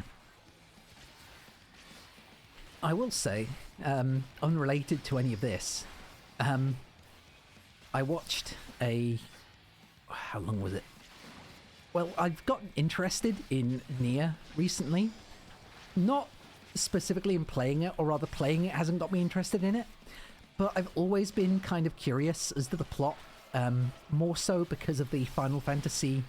Because of the 14 Yoha collaboration raid with Yoko Taro. And so the other day I watched a... How long was the first one? It was your favorite son's, you know, the YouTuber retrospective guy. It was a huge video that he did. I think it was a bunch of videos all combined into one. Yeah, basically that's how it sounds, but I watched a combined video of his that was basically a retrospective about the games from Drakengard 1 all the way up to Nier Automata. And I enjoyed it. But whenever it got to the stuff about Automata, I always ended up turning it off or muting it because I was watching it with someone else. But I was like, oh, but I kind of want to play it. After listening to all the stuff about... Oh, shit. Oof. After listening to all the stuff about the other Nier games, I realised I just kind of wanted to play it, so I didn't want to, I didn't want to watch it. As a kid who played Drakengard, I watched the through line all the way from here there to Automata. It was wild. See, all I've seen... I mean, obviously I watched the retrospective, so I saw what Drakengard was like. But it looked like hot garbage. The game itself looked like absolute trash. But the plot was fucking wild. Like, I was like... Automata is the best action game. I mean, I'm sure it is. I mean, I've only played a tiny bit of it. I do love the aesthetic of it. And I love all the like enemies and blah blah blah blah blah. The enemy designs, the weird retro future tech kind of style it has.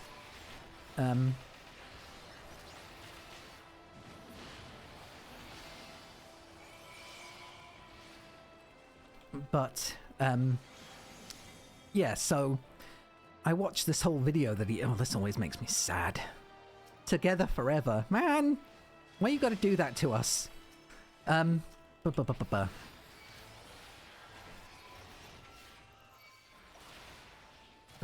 was I saying? Spacing out.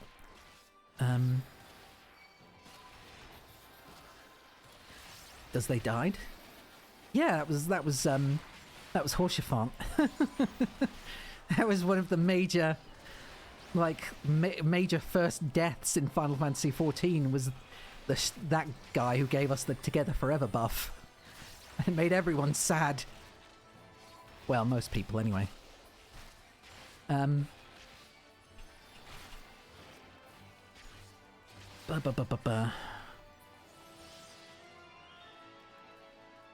Is this guy wearing a chipmunk suit, or is he wearing a... He is! That's adorable! Where the hell do you get that?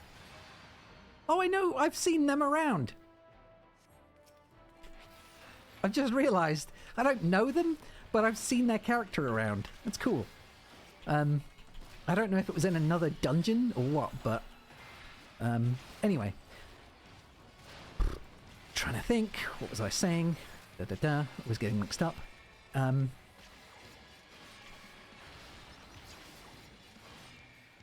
Stop forgetting everything because I'm busy trying to do multiple things at once, and even on a dark night, I'm not keeping my whole anything good.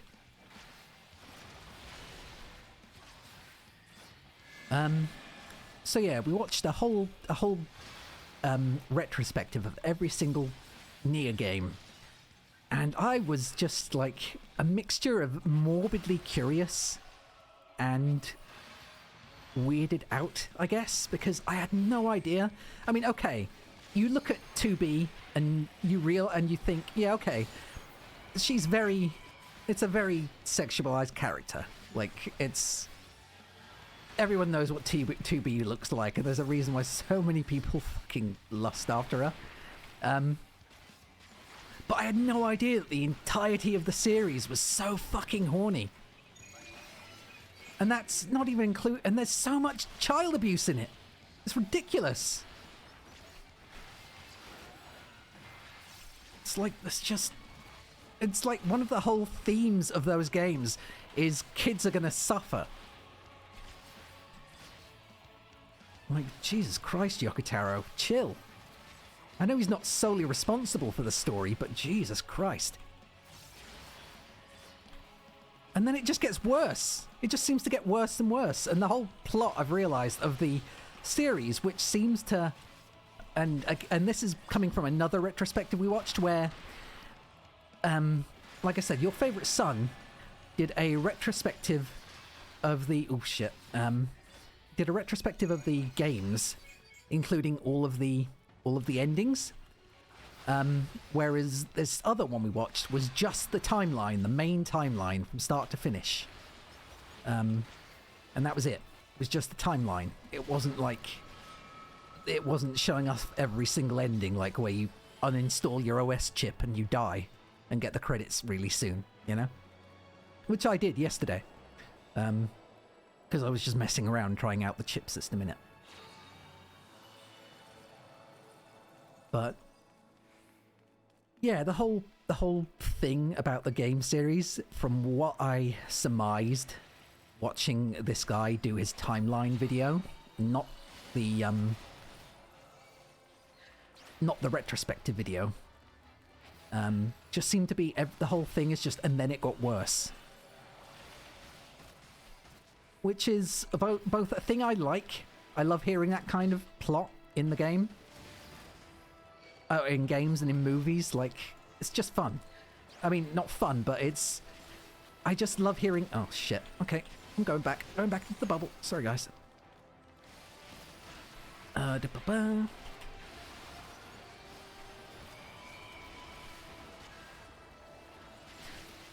yeah, it's not often a plot is literally kind of just surmised as, and then it got worse. And I like that in a game. I like morbid endings, but simultaneously I don't. It's hard to explain.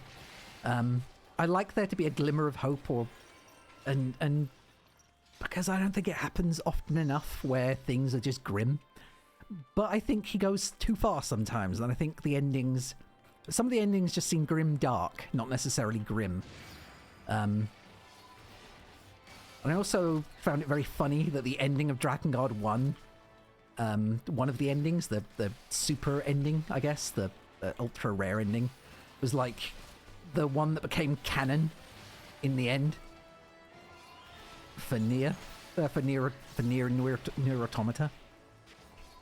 Yeah, exactly. That was it. It was like, gee.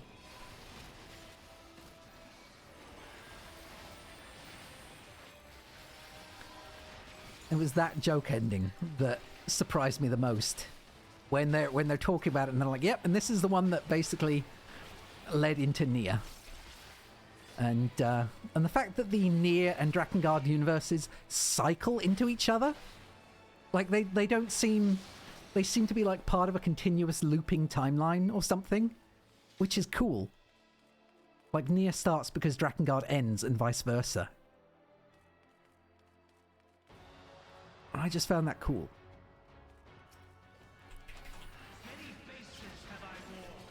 So there's a lot of really cool things about Nier that made me curious enough to say, yeah, okay, I don't want to watch any more videos on this. I don't want to ruin Nier Automata for myself because it seems cool enough to warrant playing.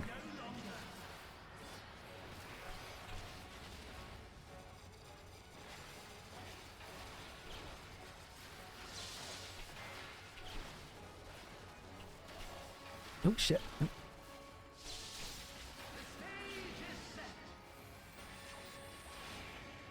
So yeah, that's led to my recent interest in actually playing the games. I don't know if I'll stream them, but again, I have one person who I know wants to see me play it.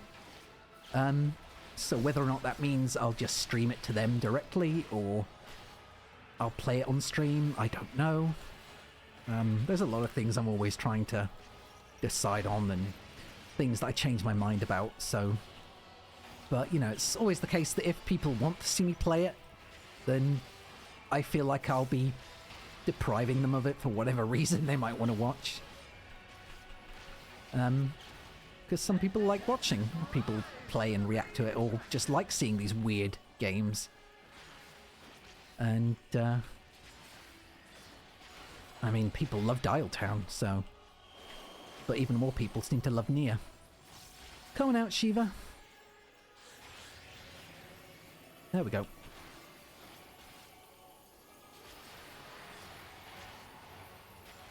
Oh no, I need to hide. Need to hide. There we go. Yeah, exactly. Egg. Oh, I'm so looking forward to the Roger DLC.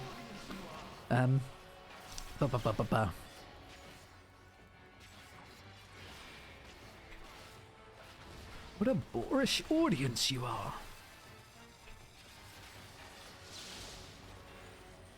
Bum, bum, bum, bum, bum, bum, bum, bum. But yeah, so to go back and sum up, watching most of the Nier and Drakengard timeline stuff from the prequel that is Drakengard 3 up until Nier Replicant, I guess it is now, just made me realise how horrifying the whole series was.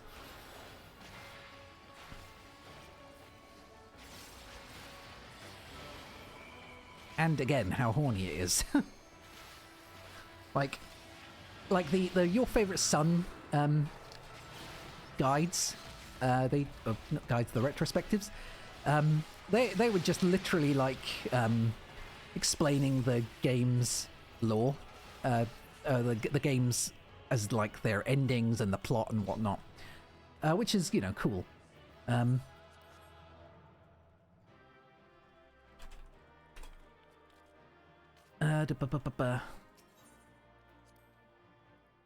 Yeah, which is cool. But, oh, fuck me. Damn it. Ugh, I thought I'd leveled up. I thought I would have leveled up. I guess I'm doing this as Dark Knight. Rambling, but want to talk about it because it's been a new interest of mine that's been kindled and curious. Yeah, so the Your Favorite Son retrospectives, they were just like, what are the games about? What's the plot of the game? How does the game play? And then all of the endings. And I know that Nier Automata has 26 endings, but EB has told me that only endings A through F actually matter, and that all the other ones are like actual joke endings or like short little non-serious endings, like the removal of the OS chip thing. So yeah, so that was, yeah, well, it's 26, so, but apparently only A to F actually matter. So, you know, and therefore I'm curious because I really want to play and I want to find out these endings, because the whole lore of Drakengard up to Nier is, like you said, it's buck wild, and I'm just like, how the fuck? Because again, going back and reiterating what I said, Your Favorite Son covers the endings of each of the games and the gameplay and the playthrough in general, the plot and how it plays out. What he doesn't dive into is the overall plot. Or, well, I guess he did do a timeline right at the end of the video. But I don't think he covers all of the content from all of the, like, the main timeline. So he covers all of the endings, but he doesn't go super in depth and also cover all of, like, the manga and the anime and whatever else.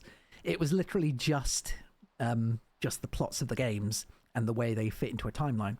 Whereas this guy, I wish I'd remembered his video name, but he covered the entire timeline, the main timeline of the games, including all of the non-game canon content. So the manga, a play, apparently, which has roots in the story, a play that was done on stage, a theatrical thing, a performance, which apparently was a prequel to Nier Automata. And also, Yoko Taro has said that the Yorha raids in Final Fantasy XIV are also canon to the story. So, yeah, there's a lot at play here and a lot to unpack. And this guy did all of that, and oh my god, it starts off just so like it starts with Drakengard 3, apparently. I mean, it starts before Drakengard 3. And I think there are other books and other radio plays and stuff like that also are all sort of flesh it out a bit. And it gets a bit murky around Drakengard proper because it was the most basic of all the games. With the least kind of filling out and the least theatrical kind of stuff out of any of it, because it was just a PS2 game and not a very well planned one. But yeah. Basically, when Yoko Taro took over, especially for... Yeah, DG2 is explicitly not part. Yeah, I know. Because he was only involved in it right at the end, and he wasn't happy with how the director of the game took it and other things, so he had very little to do with it in the end. But I think he was still credited as like an executive producer or a side producer or something, or maybe wrote just a little bit of it. But otherwise, he's not all that involved in it, and so therefore, it's not something he considers to be canon. So I'm aware of that, at least. That was very, very much stated in just about everything that I watched. Come on, fucking! I'm a tank. Let me get into this. I need the XP. Oh, I wish I hadn't bloody handed my thing into Dragoon yesterday. This isn't good. And I can't queue as a healer, because none of my healers are, aside from Astrologian, but then I won't get the XP needed, so... And White Mage, and I don't play White Mage. I mean, I'm 92, but I don't play White Mage. It was just an accident, because I was leveling up a bit harder on them. But yeah, so you wish the PC version of Automata would ever go on sale that you could convince yourself to get. You never got all the endings on PS4. Oh.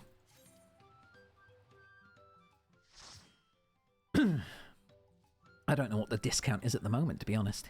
Oh, yay. We get about half an hour of doing nothing and then 5 minutes of frantically trying to beat it right at the end. Oh, and also this.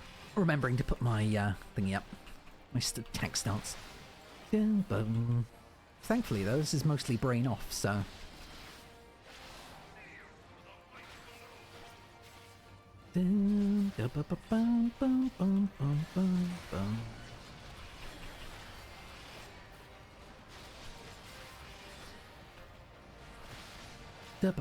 Anyway, yeah, so, $15, totally fair price and rebuying games. Yeah, I mean, that's fair. That's completely fair. I don't disagree. You know, I've got £31 in my Steam account at the moment that I'm hesitant to spend money on anything. And really, all I want on there now is what's it called? The Final Fantasy XII. That's all I really care about on there. But I don't want to buy it on there because I already have it on the Nintendo Switch. So I'm like, I could just, if I was gonna stream that eventually in the year 2036, then I'd just, you know, play it on the Switch and plug that into my old, decaying at this point, capture card. But yeah, it's a matter of also having the whole Final Fantasy collection on PC. That's the other thing. It's more like a me thing. It's like it doesn't feel like a complete collection if I can't play every single one of the Final Fantasy games on Steam, the mainline games anyway, or you know, on the PC at least. You know what I mean? I think I got Nier Automata on sale ages ago, but I mean, I would also be interested in playing Nier Replicant, or you know, Nier as it was. But having watched the retrospective, it kind of both the retrospective and the timeline, it kind of answered basically everything I needed to know anyway, and it doesn't feel as interesting at this point. And it was, I mean, that was pretty grim too. You wish they do modern ports of Tactics. Oh, Tactics Advanced was my first Final Fantasy Tactics game. That was my very first kind of RPG, is it called? It's like chess-based RPG. Or is it just called a tactical RPG? But either way, it was my first one on the Game Boy, and I loved it because tactical RPG. Shit, when was it out? Because I think it was a Christmas gift from my parents, and they would, it was just like back then when parents would buy their kids any sort of game that was just like cheap, if it was like a Christmas gift, like, oh yeah, let's just get them this. I think it was in 2003 they might have got it for me, 2002. And yes, I'm old, for anyone who isn't already aware of my age at this point. I'm older than I seem, sadly. I don't know if you count, what was it I was seeing people called the other day, grey muzzle? I don't consider myself a furry, okay? I don't consider myself a furry. I have an anthropomorphic character, like Bugs Bunny. I have what is essentially a Bugs Bunny character. But yeah, people were tossing around the term grey muzzle for anyone that's like an older furry, and they called me a grey muzzle. And I was like, I'm not that old. I mean, yes, I'm okay. I might be greying a little, but I think it's just as much potentially from stress. What little stress I experience in my day-to-day life, I don't handle any stress well. God, I've gone completely off tangent now again.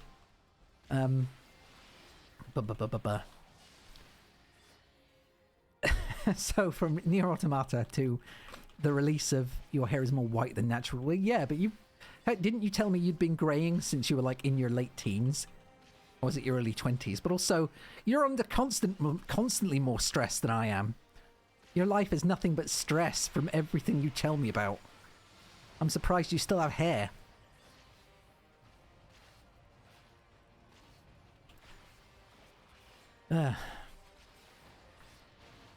But yeah, so I need to try and remember the train of thought and the conversation that led us down here. So originally it was Nier, and my want to play Nier, whether or not on stream or not. Then it was you saying about not buying Nier, and me saying me wanting Final Fantasy XII on stream, on Steam, and then you saying you want Final Fantasy Tactics Advanced released again. And I mean, yeah, I agree. Final Fantasy Tactics was my first experience playing a tactical RPG, and I really enjoyed it because of the job system, which is a running theme throughout all the Final Fantasy games that I've enjoyed, has been the job system. I love the job system. It's why I love Final Fantasy XIV. It's having a character that can play whatever kind of style he wants. You know, having a bunch of choices, different styles he can play. I love that. It's also why I love Kirby. It's why I love Mega Man. No, they clone abilities, but it's the ability to get a new skill set and play as a new kind of character. That's just like a thing I really like in my games, in my characters. It's just being able to swap out your abilities and play in a different style. I don't know why that is such a thing with me. It's just a thing I really like in games when you have a character, especially a custom character. Just wait till you get the illusion of Jobs games. Oh yeah, I know. I know about them because I've seen retrospectives on them too. Not necessarily like entire story retrospectives, but I've seen how the gameplay is, and I've seen where the characters are not actually, you know, letting you play with the jobs. They're just like allusions to the jobs. Not illusions of jobs, but they allude to the jobs. It's also why I kind of wish I could get into Final Fantasy XI, because it just has a job system that seems way more fun than Final Fantasy XIV's, but it's just too clunky. Way too clunky. It like actually plays like Kingdom Hearts if you had no ability to like swing your weapon at people without using the menu.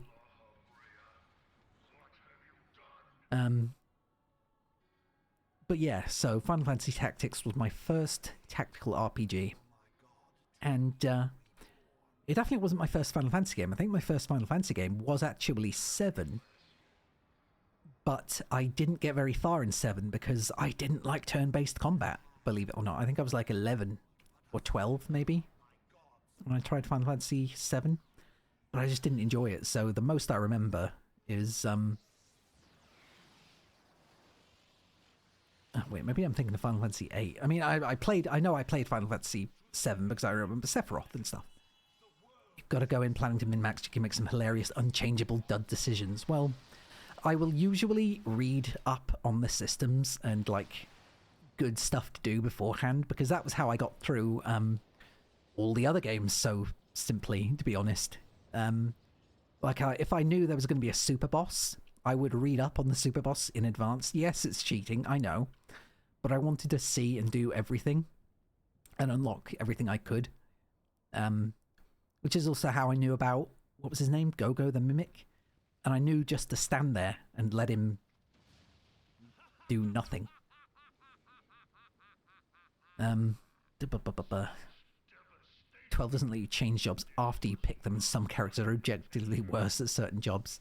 Yeah, I've heard that from one of the retrospectives, so I'll just go in and have a read of stuff beforehand, or keep a guide at my side so I know what I'm doing better. That's the plan anyway. When and if I get there, I still need to get through 6, as you know. But I just wasn't enjoying 6. I think I'm not gonna fully enjoy any Final Fantasy game that doesn't have an actual job system. I've played 15 from start to finish. That was ages ago, but I'm going to play it again on stream, but it was like, I think it was 2017 on PlayStation 3, PlayStation 4 even.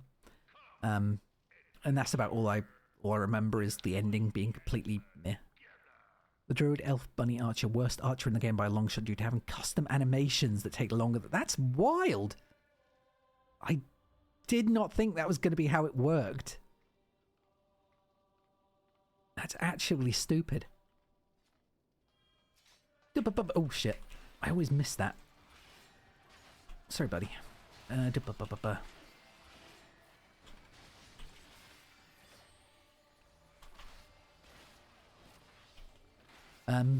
Anyway, yeah, so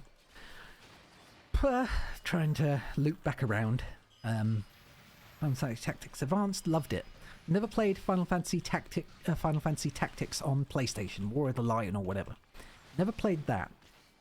Because I found I did try to play it, but I found it so drab and so droll. Maybe because it was an actual... I mean, that's going to be... Obviously, that's going to be like one of the greatest sins against fans of Final Fantasy Tactics, is saying that you love Advance more than Tactics, War of the Lion or whatever. But I just didn't find any connection to the main character, whereas at the time when I played Tactics Advanced, I was a kid. So having this kid who, you know, liked to read... Oh, War of the Lion is PSP port. Okay, you know what I mean anyway. I didn't play the original, is my point. Oh, shit.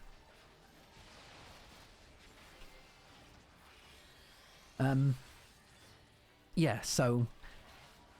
I just don't really have any interest in War of the Lions, and I found Advance... back when I played it, I connected to it because you were playing a kid who got walked into this fantasy land, and I was a bullied kid, believe it or not, who read a lot. So having this protagonist who was sucked into a book and made a bunch of cool animal friends in this other world where you got to have... Everyone hates Unhacked War of the Lions performs worse than the PS1 technically. Oh god. Well, meh. Point is, I don't have an interest in an Isekai Goblin. I like Isekais. I do. I unironically like Isekais, but it depends on the Isekai. Like, some of them can play it very straight, and I find it really meh. Don't go too far forward, guy. But everyone likes Konosuba, you know, it's like the most basic thing possible is liking Konosuba, because it just kind of lampshades everything and turns it on its head, and it's just got a good cast of characters. My favourite isekai is Final Fantasy Tactics Advanced Panda. Yeah, I mean, I'm not going to pretend it isn't one of my favourite Game Boy Advance games, because it is. Another controversial opinion is that I really liked Castlevania Circle of the Moon. I really liked Circle of the Moon. That was my first Game Boy Advance game. It came out on my birthday in the UK. The day that the GBA launched. Yeah, damn right it did. The day that the GBA launched, Circle of the Moon came with it. I think I've told this story before, but my mum actually went into town the day before the Game Boy Advance was due to be released, and she basically, yay, Christmas Day on the launch year, you got cool. It was peak. It was amazing. It was a fantastic console after having the bloody Game Boy for so long. It was absolutely incredible. So yeah, it came out June 22nd, 2020. 2002? No, 2001, 2002. I think it was 2001 in the UK. And my mum went in on the 21st June into our local brick and mortar game place, which I think is still called Game. I think she got it from Game anyway. And yeah, she basically said, so my son, Metro Fusion's second best at Zero still. Oh, I mean, I'd never played Zero Mission, so. Okay, 93. I'm gonna get distracted. I was having fun talking about stuff while doing garbage. History's keepers. JAQK is our site set on the JAQK village. The road beckons, friends. Let's be on our way to the JAQK. Then it's back to where the path through the mountains begins. You remember? The spot where you were tricked into walking off with the Wowkessa? God. Going to rub in my face like that, eh? You want to hear the pan... Either way, we can't be standing around here all day. We have a lot of lost time to make up for. It's not like I'm making it longer than and more detailed than it is. My mum went into the store on the 21st, the night before it released, like near closing time, so she tells me. So this is her telling this is her story. At the time, bear in mind, it's been 22 years since then. So this is her story as I remember it being told to me back on my birthday, the morning that I opened it. And she told me that she had gone in as they were closing and then basically begged the manager, listen to my story, it's maybe my final chance, and begged the manager to let her buy a Game Boy Advance then and there because it was my birthday the next day, and she wanted to let me open it in the morning. Her 12-year-old son at the time. And I don't know if he like ummed and ahed about it or whatever. There was no detail about that. I just know that morning at 8 a.m. or 7:30 a.m. or 7 a.m., whatever it was, I opened my Game Boy Advance, my white Game Boy Advance with the grey buttons, the original, which I wanted specifically because it looked kind of like the closest I could get to the regular grey Game Boy, which I had. And with it, I got Army Men, I think it was called. Army Men, Soldier of Fortune, or something like that. It was not a good game, but it was one of the release titles, so of course, you know, you've got to get it. Fire Pro Wrestling, for anyone that remembers that, I think I've got that on Steam now, like the current edition of it. Fire Pro Wrestling. And, Circle of the Moon. Because there were no Mario games at the time, if I recall correctly, but I might be wrong. Yeah, I mean, I'm not surprised. Because, I mean, the game I have on Steam is Fire Pro and also has a lot of big Japanese fan base. But yeah, so, and I think out of all of them, I definitely played Fire Pro Wrestling. Despite how janky it was, and it's still janky to me, it's still a very janky title, even on the PC. It was that and Circle of the Moon, which was a nightmare to play because of the lack of backlight and the awful viewing conditions you needed to play it, and the dark screen and all sorts of problems that game had. But it was fun. And it had a great card system. I loved figuring out the card system. I never beat the game, granted. It was too hard for me. I must have gotten, like, I want to say halfway through, but there's a good chance I got, like, a quarter of the way through and thought I got further than I did. But I couldn't leave without letting Redorock know what happened, so I stopped in Earthenshire to say a few words before moving on.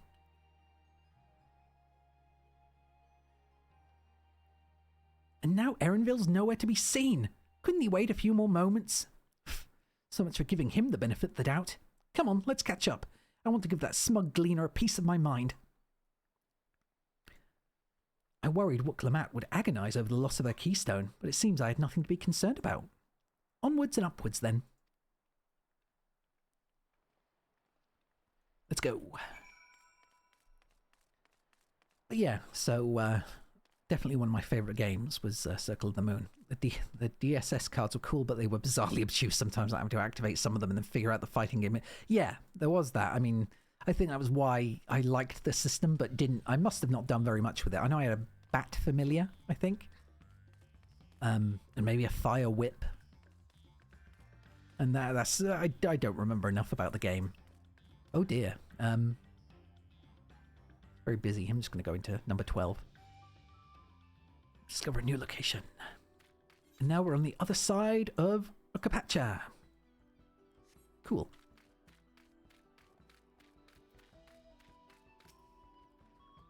As I'm sure you've noticed, the air grows thin at this elevation.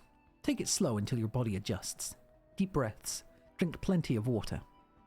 A few more steps and we'll be in Warlar's Echo. So this is where the giants live. Honestly, that was quite an easy walk up a mountain. So I'm pretty impressed by myself. Also, look, this mount. Look at it. I'm a tiny Lalafell, an even tinier Lalafell inside this little jelly boy. I love this mount, and it looks so much cooler with the graphics update now. It's so pretty. So pretty. I love it. Oh, man. I don't know why you shrink down when you climb inside it, but hell. Just a tiny little jellyfish with an even tiny... It's like a snow globe. And I fly. Anyway.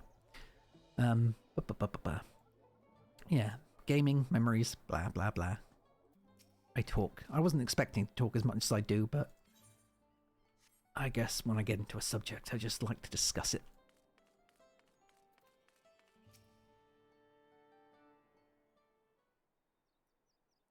Phew, I think I'm getting used to the air up here. I've only been here a minute.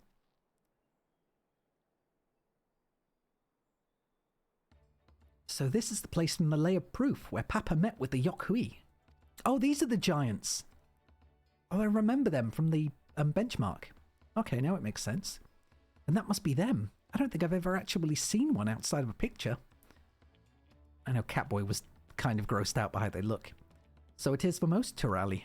The giants rarely visit the lowlands. Here, in their mountain fastness, they tend the solemn duty they pledge to undertake in their pact with the Dawn Servant.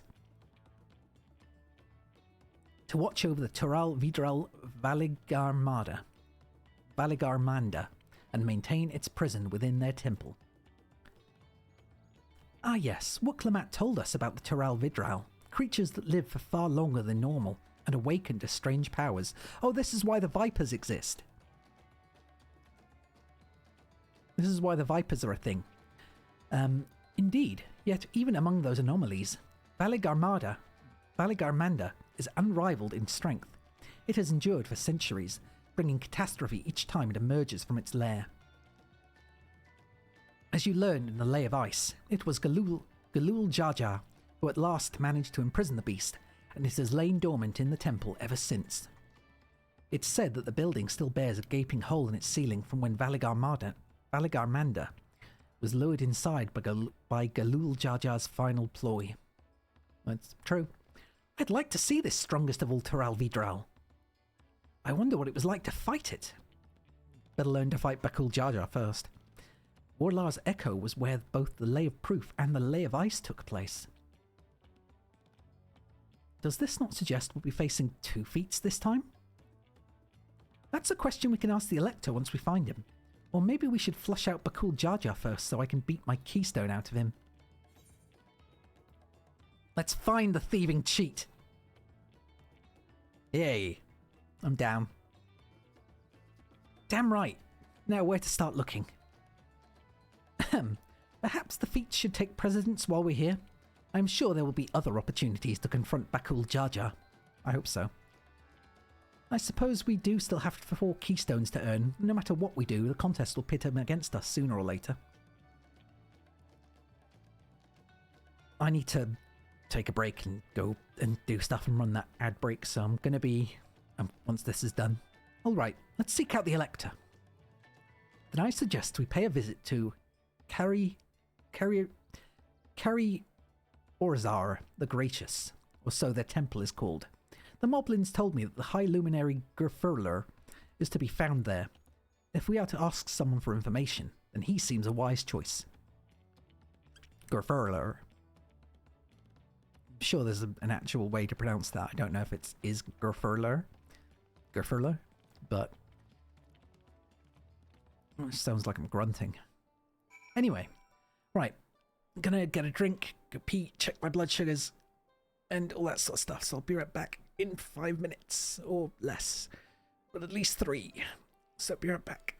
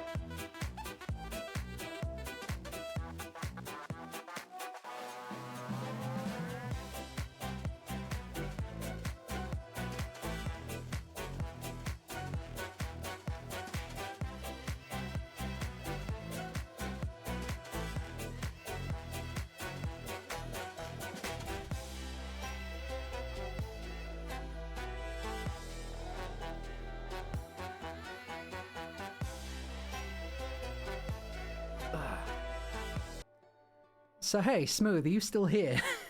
I know there's a delay on this, so it won't be an immediate thing, but you never got an ad. Well, if you got an ad blocker or anything like that, that's fine too.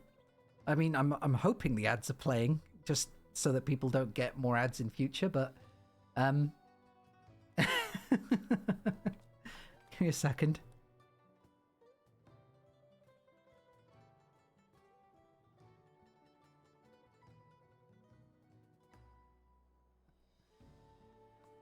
Say hi to my mum, everyone.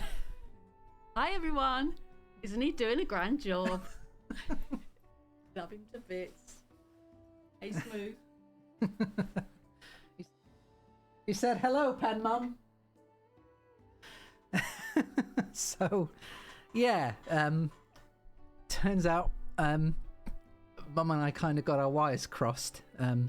Usually, she'll come over once a week.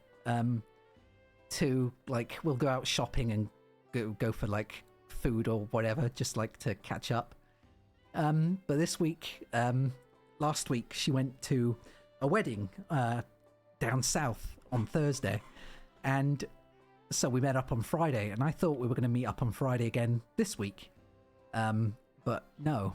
We were going to meet up on Thursday, and I forgot. So when I went out to take that break and walked into the kitchen, I thought something was weird because the door was like partially closed in the living room, and I was like, did Ellie close the door on me for some reason? Does she know how to close doors? And then so I thought that was a little bit weird because I know I didn't close it.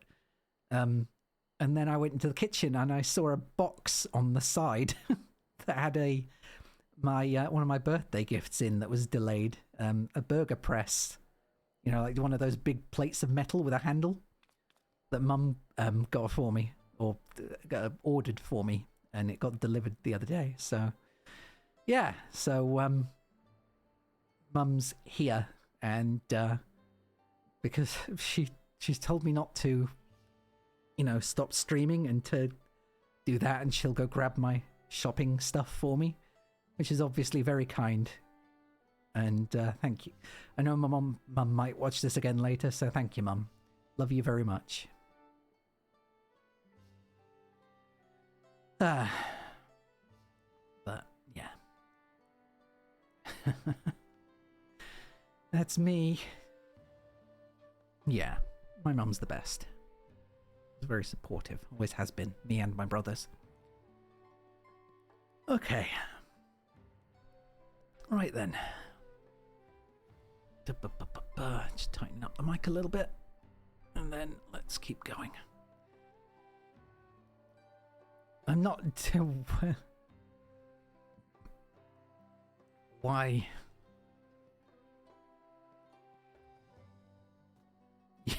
She's going out again now. She's got to go out to... well, she said she's going to go out and get my shopping for me, so it's very kind of her.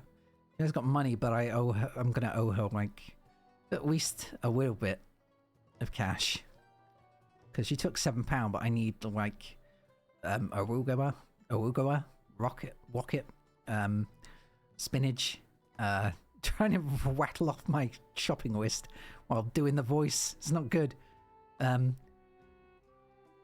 Arugula, basically.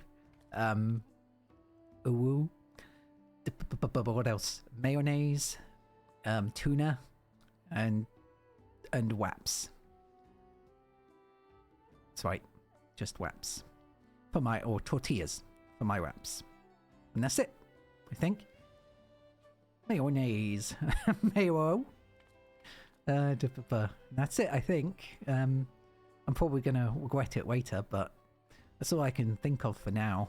Oh well. Either way, waps. Which is not the kind of waps you're thinking of. Anyway. That's it. So, let's get back to it.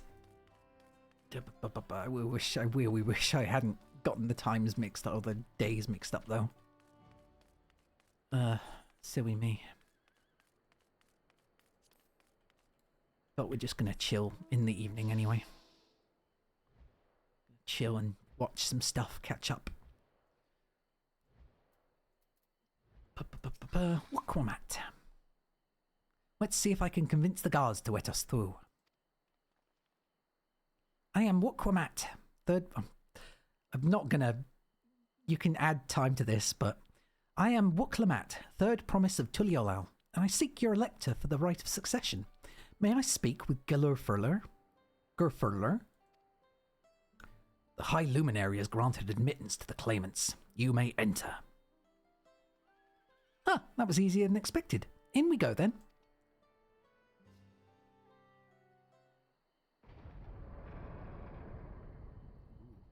Are we getting a voiced cutscene? I'm assuming we're getting a voiced cutscene. Yay, voiced cutscene, I hope. Yeah. Ah, weary? Gods, is that? Aye. Valagarmanda. Oh, it looks like Quetzalcoatl, I think. One of them, or just a really old dragon, an Aztec dragon. It's pretty cool, actually. It's very pretty. Welcome. Hello. High Luminary Gerfurler. Gerfurler? He is not here. At present, I am Luminary Zermerwer. Is this is the Sky Ruin, Valigarmanda? It is. The Teral Vidral, whose name has evoked terror since time immemorial. I'll admit I was expecting them to not sound so... normal. Even my people, once conquerors of all beneath the sun, were as brittle leaves before Valigarmanda's tempestuous power. When the Sky Ruin descended upon Urkapacha 8 decades ago, the casualties were staggering. Had Galul Jaja and his companions not intervened, we would have been slaughtered to the last.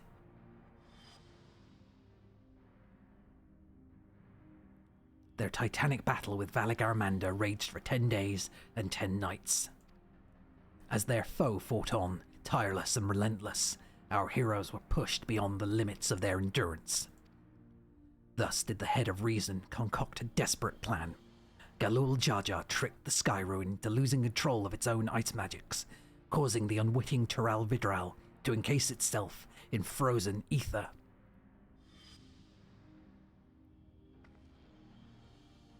And it's been like this ever since. Nice work, Papa. But what happens if the ice ever melts?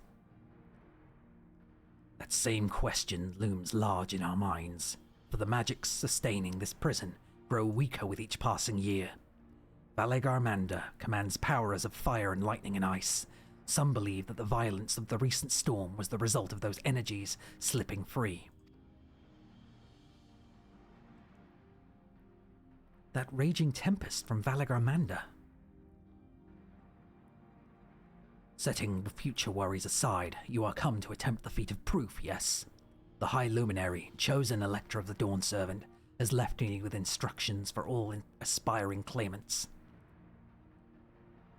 You are to scour our forbidding mountains and find the waiting Gerfurler. That is to be your challenge. Ah, so the search itself is the feat. You've already spoken with my brothers, I take it? I have. Their expeditions are underway. Then we better pick up the pace. Aye, but we'll need a direction to search in first. Let's see what hints we can gather from the villagers.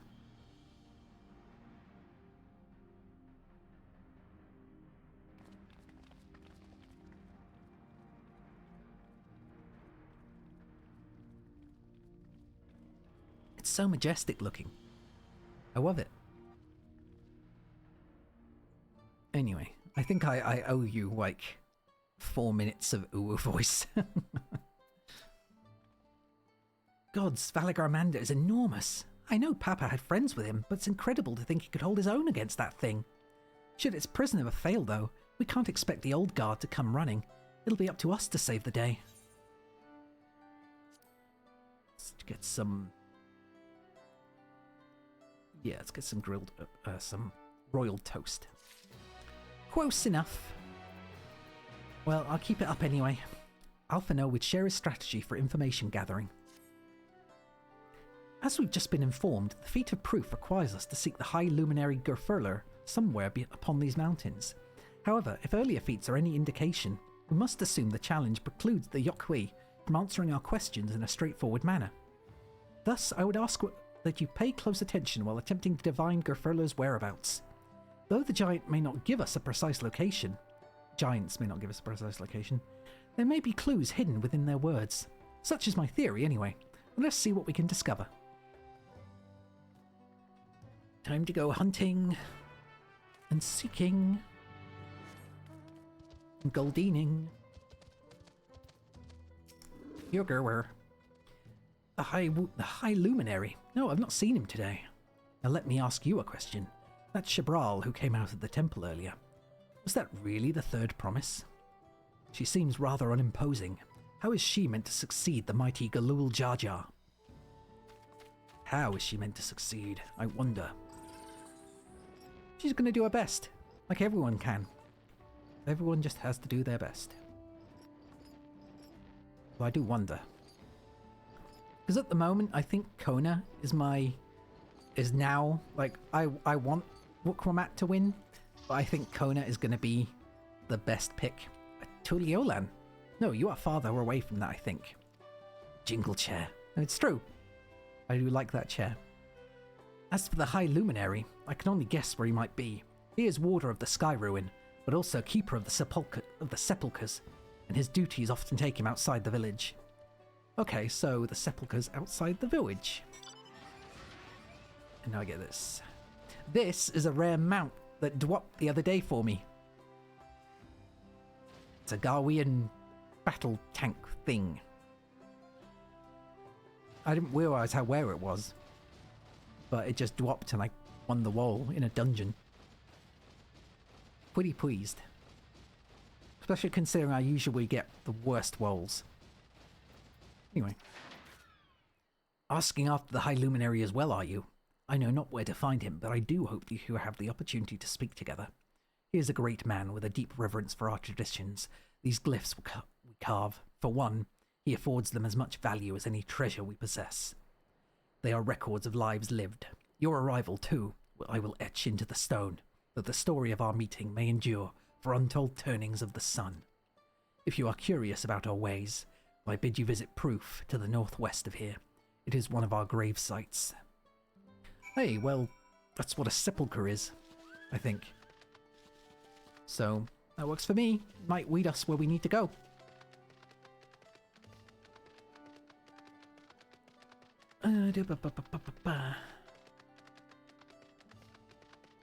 I'm hoping it will anyway.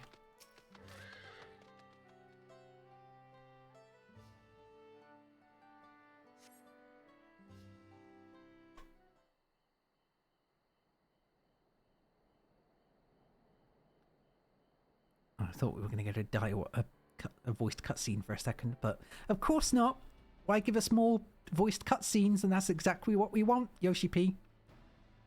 First things first, was anyone able to coax forth a definite location for the High Luminary? Yes, sepulchre. Well, okay, not definite, but as expected. What then of clues or other hints that might point us in the right direction? 2 people at least mentioned the gravesite. Yeah. I heard that in addition to his usual duties, Gerfurler is also charged with keeping the graves. As did I. The JAQK's sepulchres appear to hold a special significance in their culture. But it would be appropriate for us. But would it be appropriate for us outsiders to enter into their burial grounds? Oh yeah, we got told to, didn't we? Proof, you say, and he encouraged you to visit this place yourself. Yep. Then let us go and take a look. Even if we don't find Gerfurler there, it will give us the chance to learn more about the JAQK. Nod, nod. The gravesite is somewhere northwest of here. Oh, the gravesite is somewhere northwest of here? Well, we can leave that. We can leave from that side of the village for a start, shall we? Like I said, trying to do the reads properly so it actually sounds natural is very difficult. When I'm trying to read it as quickly as possible too, so it doesn't, like, take me forever. I don't know how people do that during Let's Plays and make all the dialogue sound completely well read and directed. Because it's two parts. It's doing silly voice. Well, it's not doing silly voice, but you know what I mean. Voice acting is acting, and I'm not an actor. The others have gone on ahead to Proof, following the the trail west. There are sharp drops everywhere, so we're all moving at our own pace. Some of us are not built for craggy terrain. Oh, I am, despite being small. I thought to get my bearings from up here first, so I don't stumble off a cliff. Why don't you try catching up to Erenville? He should be able to point you in the right direction. Let's go catch up to Erenville, bunny boy.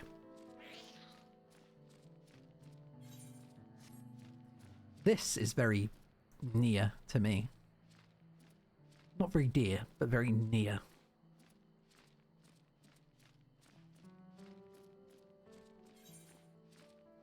Ooh, Tuladile. Creepy. I mean, it is just another one of those crocodiles, but I've never noticed before that they have... I thought they had eyes, but unless that one, like, is slightly differently modelled. Anyway. It looks so fleshy. It reminds me of the, I know it's based on the Void Sent head of, what's his name? The guy that was beheaded and his fiancée found his head and tried to summon it as a demon thing. But it just reminds me of the... I don't know of the actual context in JAQK proper, but in the JAQK raid series in Final Fantasy XIV, if you've seen it, you'll know what I'm talking about, but the big ball of dolls and mannequins that all, like, merge together to form a giant 2B monster thing. Reminds me of that. Like, just kind of gross and white and pulsating. Take a look at this crater. There is no wood, no trees, not even dried grass, and yet the ground still burns. This must be one of the scars left behind by Valagamanda's rampage, as told by the saga. Yeah, giant 2B. Giant 2B, or not giant 2B. To switch to thing, I'll link it to you afterwards, so you can have a look. Skyruin's fires are described as eternal. It's the final boss of the second raid, anyway. And it starts off as like a giant ball made of dolls or mannequins or something, and then the mannequins kind of drop from the ball, like they all kind of slimily drop out of it. It's a very weird scene. They all drop out and they just turn into a giant pile, and the pile kind of smushes together so that all the mannequins become one giant 2B replica that looks all kind of janky and weird.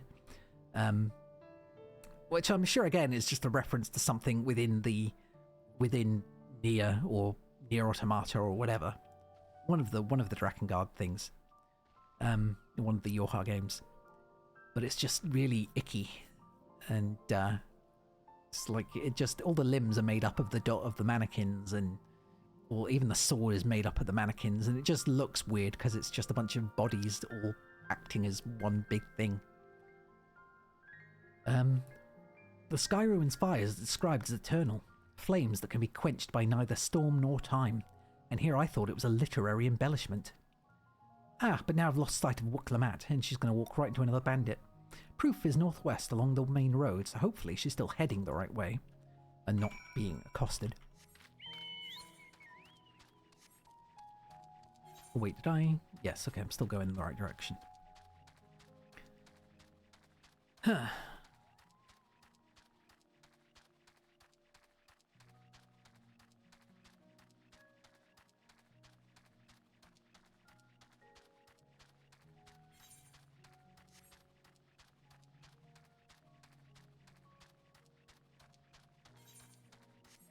And of course, I see these now. You see the glowing yellow eyes? And the first thing I think of, and not that one, because I saw him from behind, but I saw that, and immediately the first thing I thought of was the robot heads. You know, the ones, just the circles, the spheres that are attached to those little stout bodies. I need to kill these because they're part of my quest. Dum bum bum.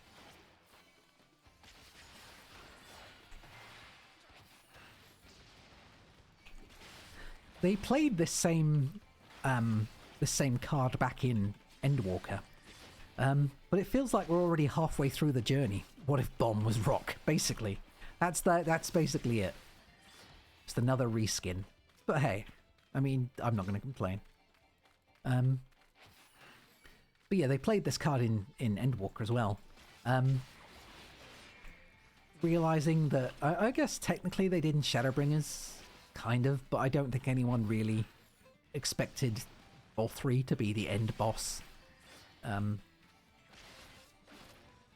But they did it in Shadowbringers in Endwalker with what was his name? Zodiac.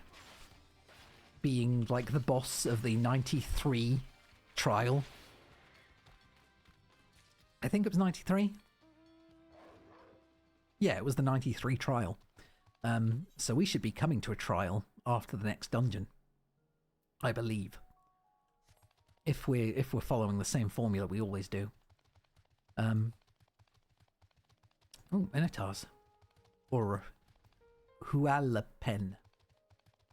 Hualapenis. Let's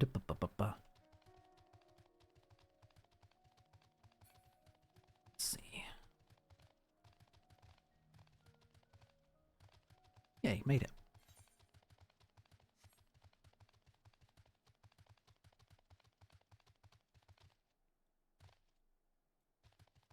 Yay. Okay. Yeah, so I'm wondering if that's going to be the whole thing. Is we're going to finish the trial. Maybe fight Zaligam. Oh yeah, Zalagramander is probably going to be the level 93 trial. Then maybe the 97 trial will be fighting Bakul Jar Jar, or maybe the other way around. Maybe Bakul Jar Jar will be the 93 trial, and Valagarmander will be the 97 trial. And then we're going to be surprised and have, what's his name, Zarul Jar as I think it's Zarul Jar, the War Master. The one that beat Bakul Jar Jar with one punch. That's going to be the 100 trial, I'm betting. He's going to be our final trial. Because he's going to come from behind and actually be the real threat. Because he definitely has things going on. Yeah, Wooklamat wins again.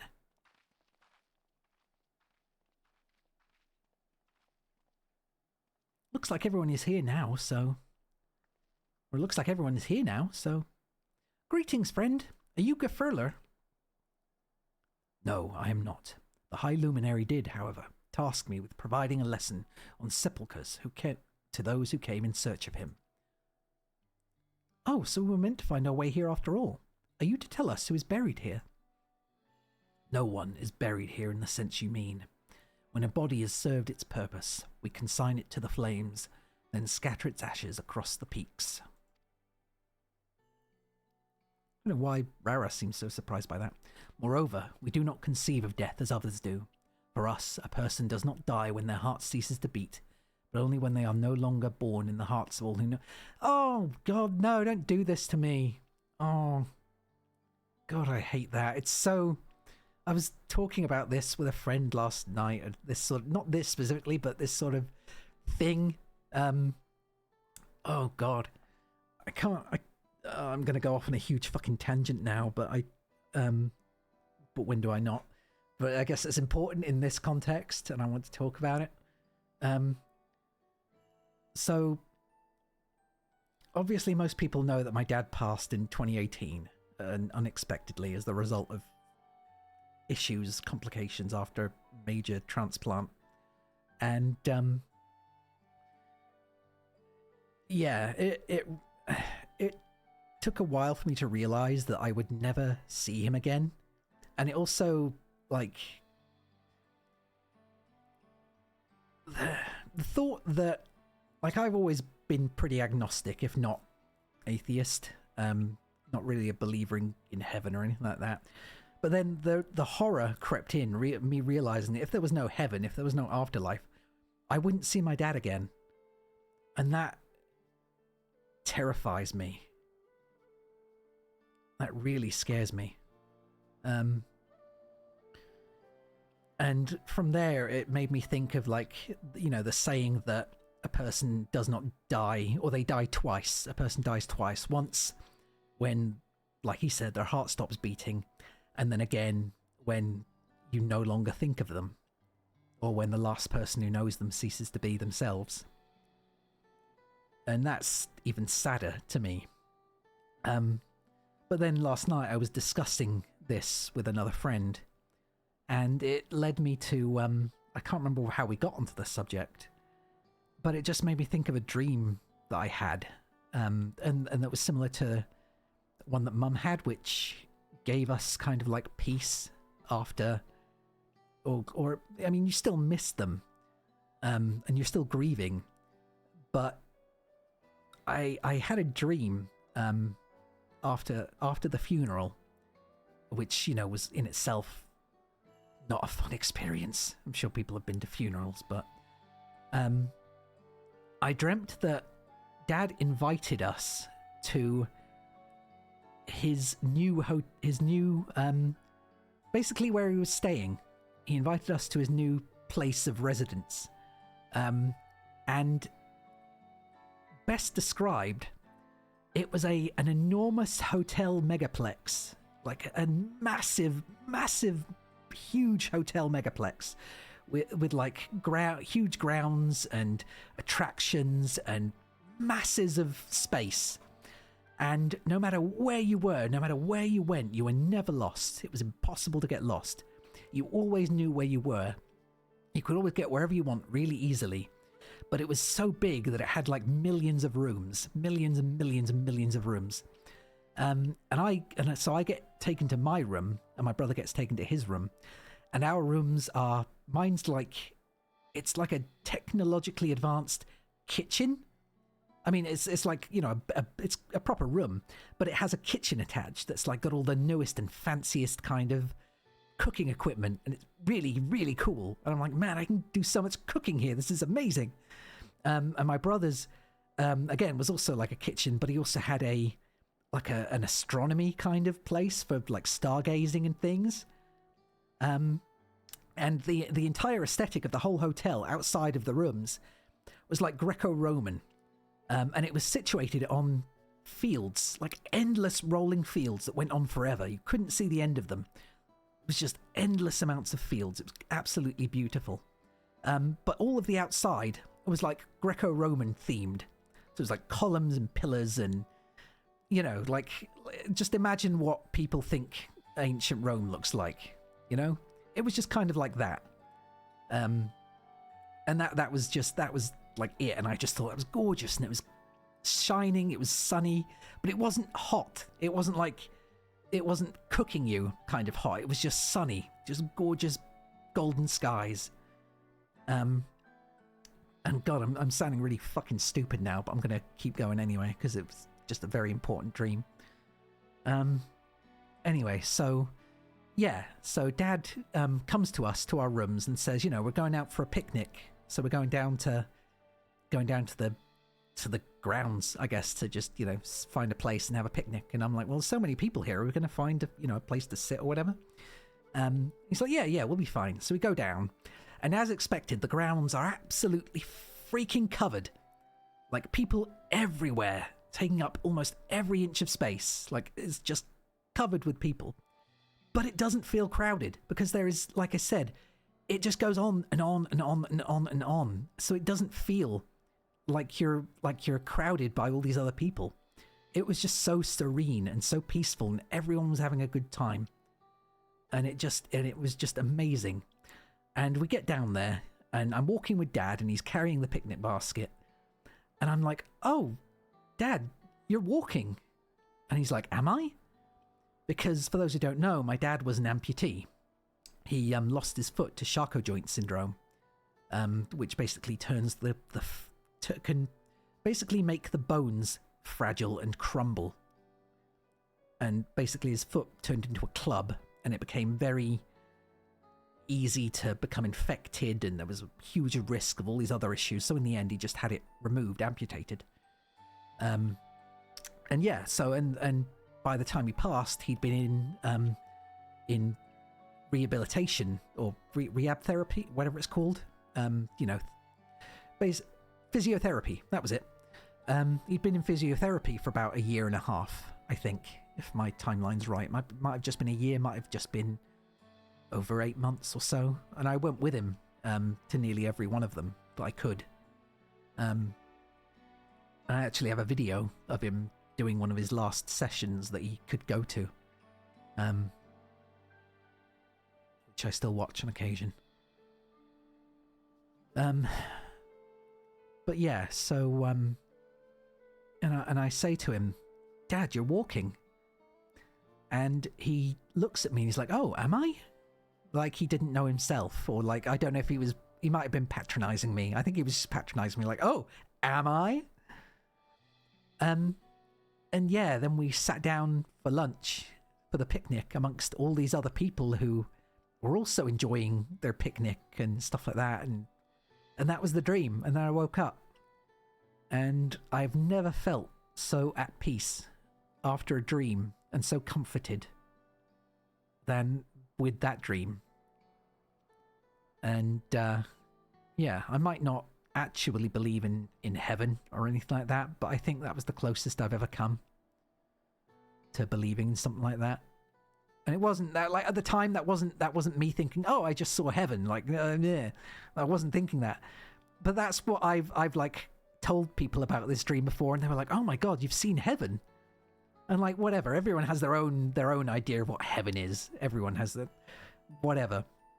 But yeah, for me, that was the most peaceful I'd ever felt, and I felt comforted by it to an insane degree, because I felt like Dad was okay. And hell, if it does turn out that I end up there eventually, then good. Because I loved it there. I would happily go back.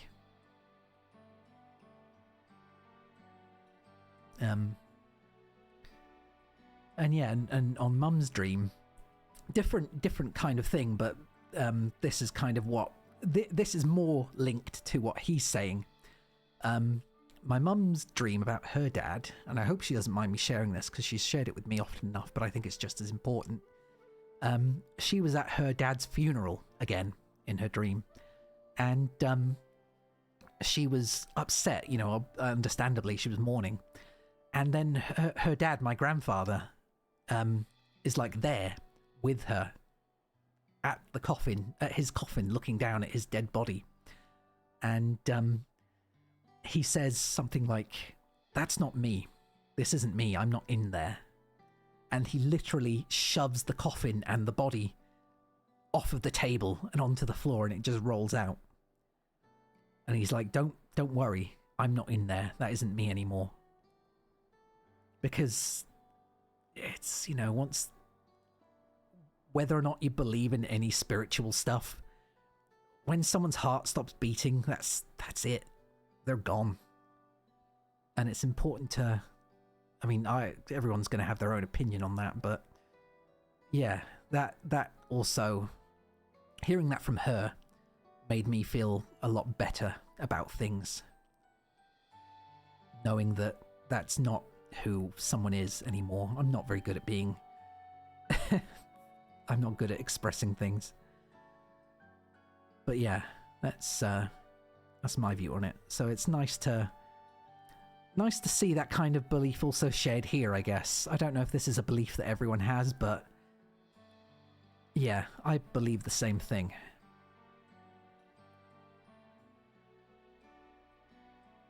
For a number of reasons.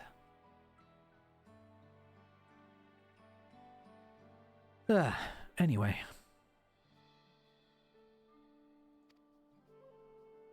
This is why we build our sepulchres before age or mishap claims us, that we might etch ourselves into the living chronicle for all eternity.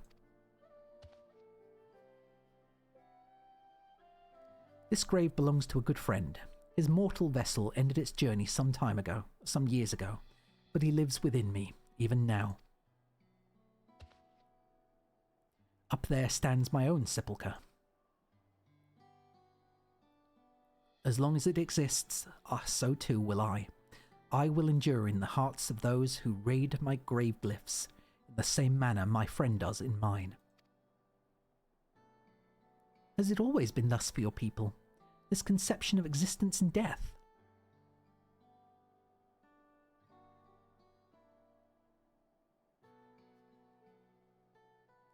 Continue along this path to the indelible passage.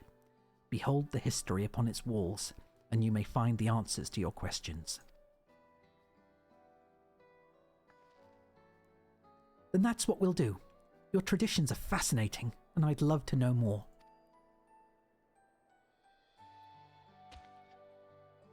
I thank you for allowing me to share them, for in doing so, will I remain in your hearts also.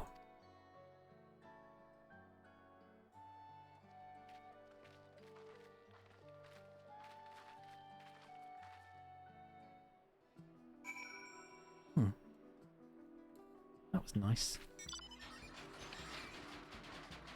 I can't ride this mount. It's too loud.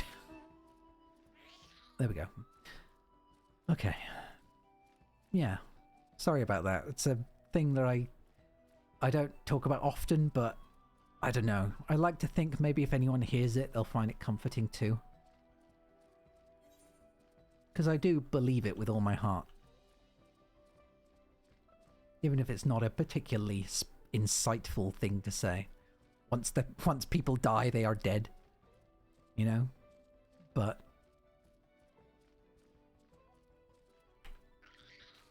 I don't know. Maybe someone will make more sense of it and it'll hit harder than... Yeah. It's not everyone needs someone to get unnecessarily emotionally deep on stream. Hello. A fellow we meet at Proof suggested we come here. Yes, the High Luminary commanded that I watch for your arrival. As the chroniclers of our people, it has ever been my family's duty to pass on the teachings of the murals from generation to generation.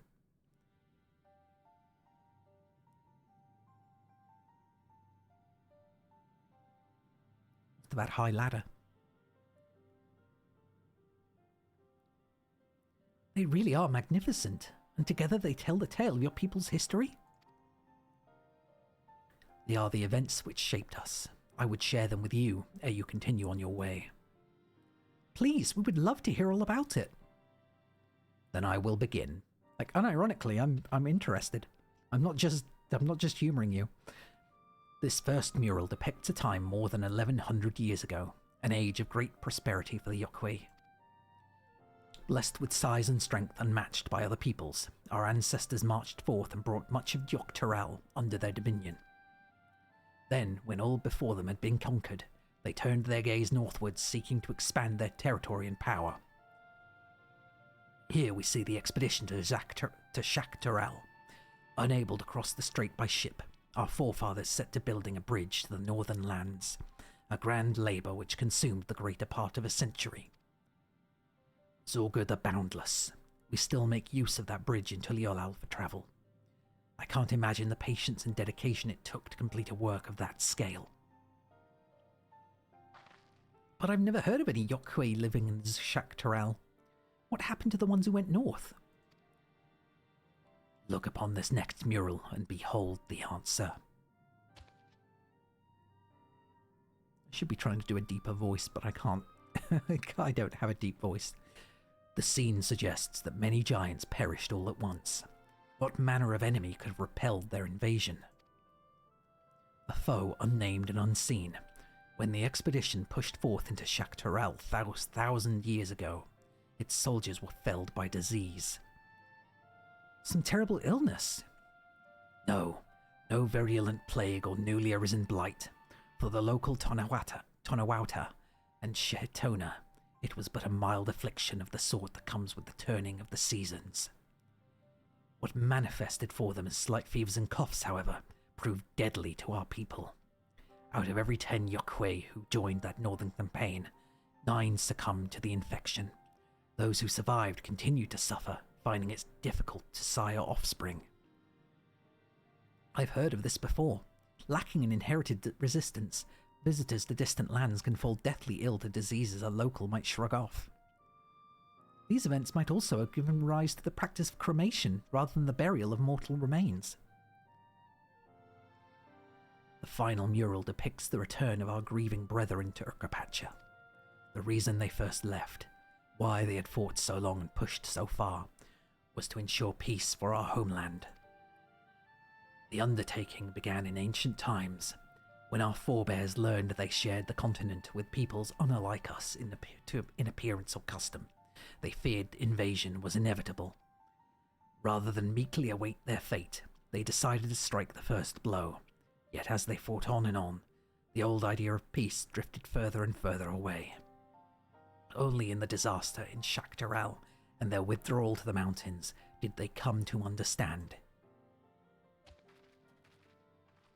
The peace we envisioned had been ours for the taking. Oh, frick. God damn it. When you do nothing but fight, it can blind you to what's right before your eyes. And so we return to the present. I trust you found this brief history of our people enlightening, that which you didn't skip through accidentally with your clumsy fat fingers. I'm always glad to learn more about my fellow Tirali, how you've lived until now, and how you wish to live from now on. Then I believe you are ready to proceed. The High Luminary bids you meet him upon the summit of JAQK. I had a feeling we'd end up scaling that big old mountain. Well, it's a feat worthy of the name.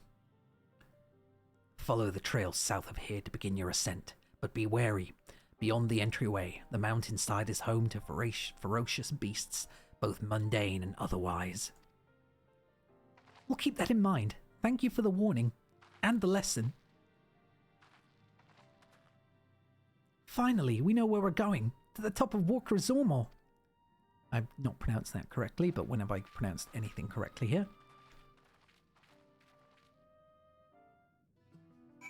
So this is about to be the dungeon, I'm going to assume. This is like the dungeon in Stormblood when you had to climb the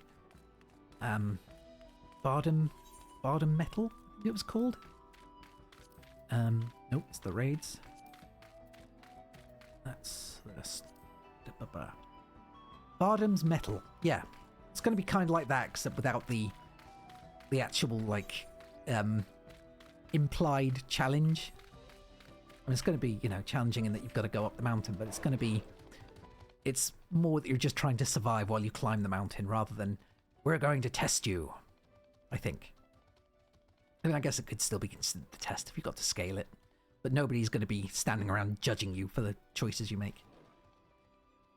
This thin mountain air is going to be the death of me. How long have you been standing there? I was just taking in the scenery is all. Come on, we don't want to fall we don't want to fall too far behind Alphino and the others.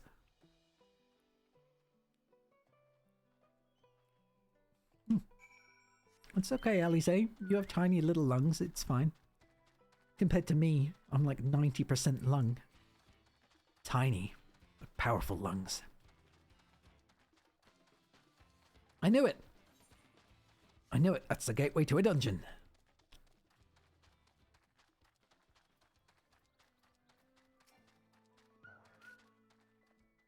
You remember how the chronicler was saying that the more they fought, the further away they moved from the idea of peace? It occurs to me that if Zoraljar is attempting the feat of proof, then he will have heard the same lesson. I can only hope it's made him reconsider his own stance on educating people through war. Wuklamat gazes up at the summer of JAQK. I know I'm not pronouncing that correctly.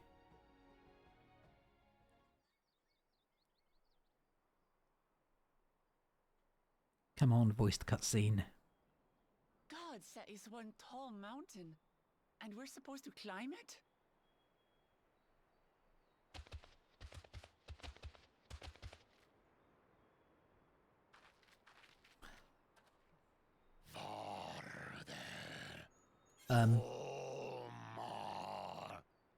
So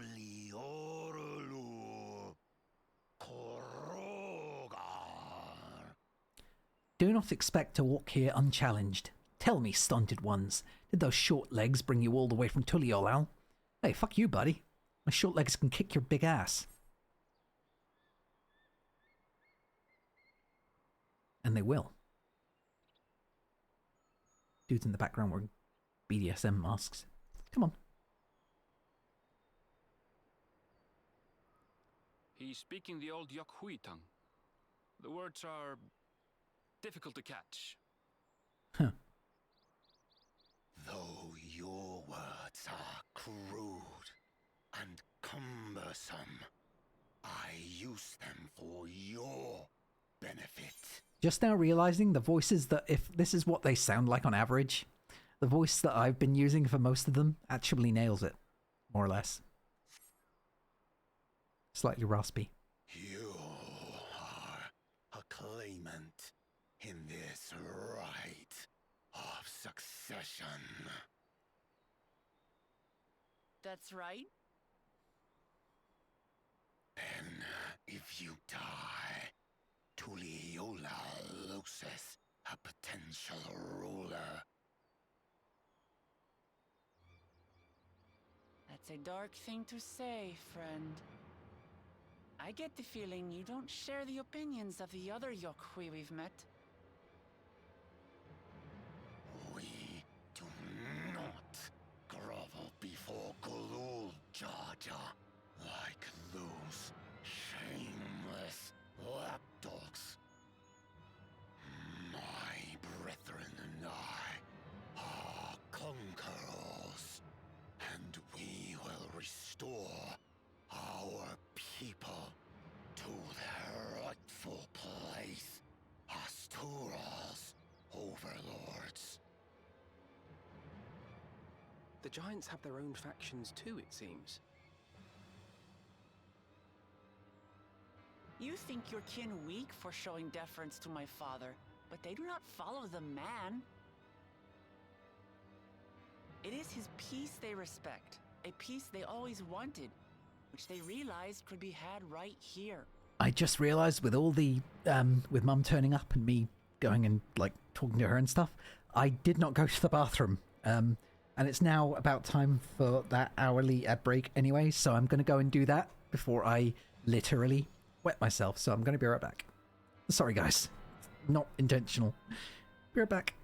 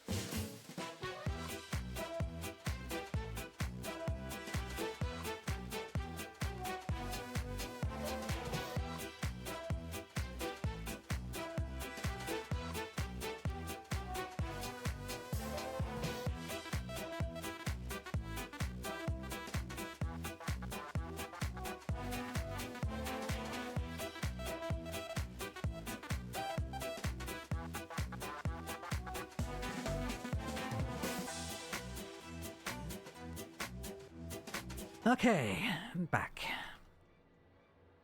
Ba-ba-ba-ba-ba.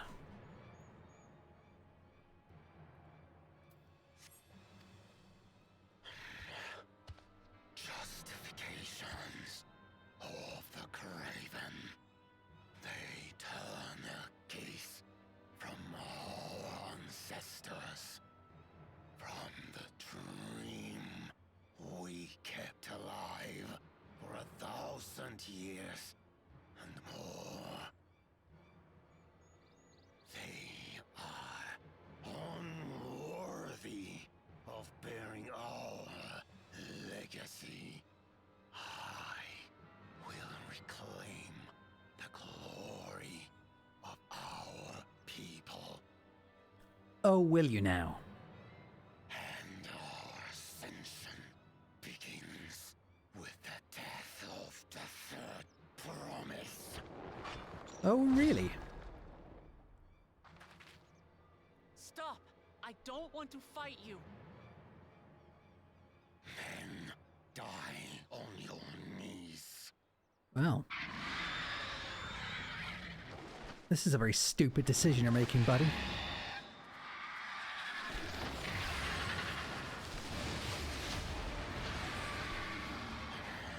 Opportunistic vermin seek to feast on us, do you?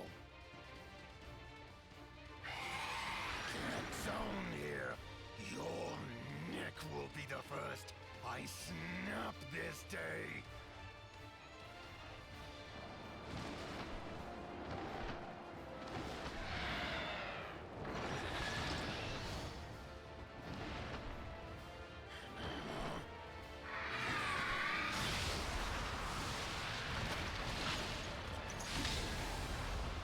Nice! Blocking with an axe. That's right. That's a skill. You okay, buddy?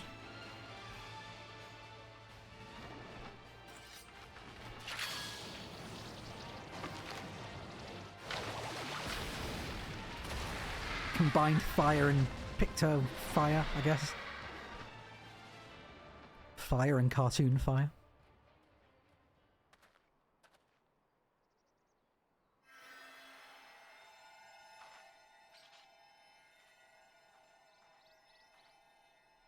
And then they turn around and cleave us anyway while our backs are turned.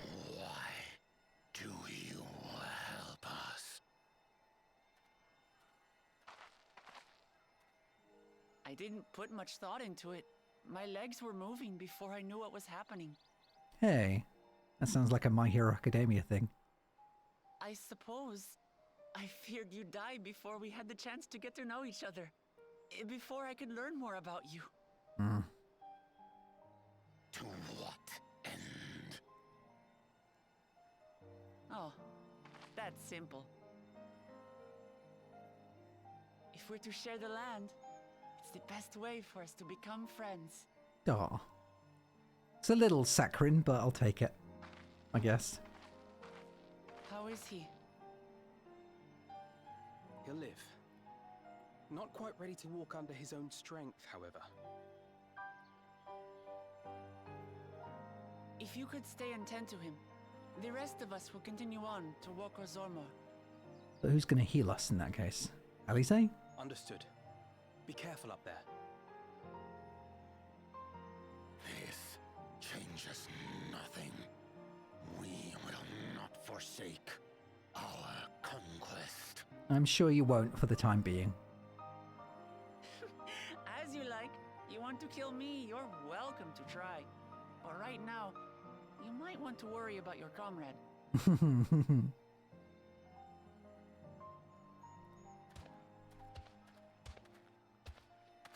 Then he turns around and cleaves him in the back of the On a head. mountain of that size, there are bound to be creatures even I've never heard of. I'll trust you to lead the way. Uh-huh. So yeah, this is the level 93 dungeon. I am only level 93. Gefurler is waiting.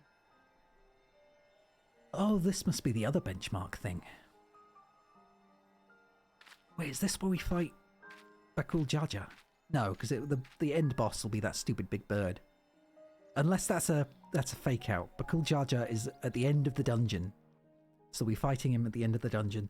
The bird will be the halfway boss, which they've done before in another dungeon. I can't think of which one it was. Yeah, I knew it. I knew it. Da-ba-ba-ba-ba. Okay, so if Alphino is sticking behind, that means that Alize is going to be the... You got a head... Well, yeah, I saw, because I can read your chat logs. Or I can read the stuff in the... that's currently hidden. Why is Alize healing? That's scary. I'm not sure I trust Alize. Sorry, Alize, but I don't think I trust you to heal me in this situation. Oh well, it's going to be a slow dungeon because I'm on the Dark Knighting, but... Yeah, well, I mean, I've been trying to keep it on the down low. Alize adjust, she's going to have to. I just don't trust any of these people. And I don't have anything I can use to actually deal damage with, so... Because I'm behind. Because I thought, hey, let's just keep splitting all the XP from the bloody main quest line. Which is now biting me in the arse, and I'm stuck with Dark Knight. Oh well. Walker Zormer. I don't... Wormer. Gerb. I don't know how to pronounce any of this. Walker Zormer is one of the funny... Yeah, it basically sounds like one of the... It just basically sounds like the intentionally dumb dialogue of South Park. But I'm sure it's like an actual language, but as far as I'm and my incompetent tongue can pronounce it, I just make it sound like garbage. And I'm sure it's one of the most eloquent things in existence. Possibly, I don't know. I don't know what language it's based on. Maybe it's based on the same language that Urkapacha is based on, which, you know, is a good... I don't know if that's based on... I don't know which one that's based... Peruvian, maybe? I don't know. But to me, and me pronouncing it, because I have no idea, and I'm an idiot Englishman, it just sounds like the South Park rambling. You know? The gerb! I took my gerb! Worker Zomer!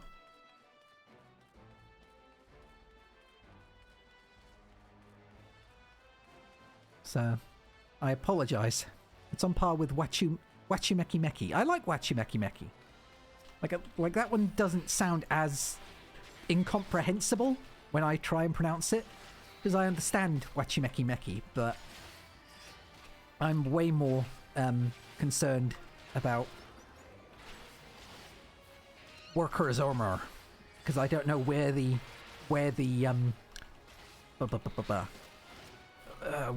not the inflection, where you're meant to stress the vowels or whatever. Like what parts of the word need to be more enunciated than others, focused on. I know you're focusing, you're handling the healing, Alize. That's kind of why you're here. You're the literal healer. But thank you for doing what.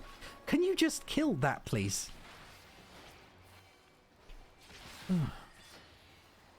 Okay, I'm not playing my best either. Clearly use the same stress as you do for Mojo Jojo and say it as ominously as you can. Mojo Jojo. God, I loved Mojo Jojo. He was one of my favorite characters because I loved the rambling.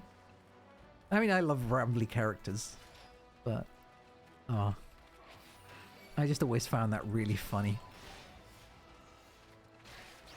Let's try and stress Alize a little bit.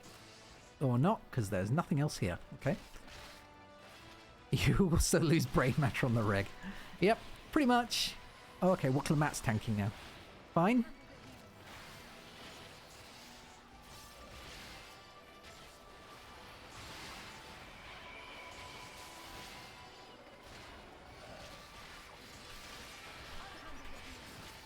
That's your job, Alize. I'm aware you're handling the healing.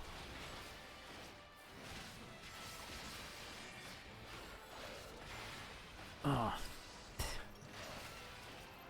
I'm just going to be like vocal stimming for the rest of the day and going Mojo Jojo. non-stop because that's just in my head now. That specific soundbite.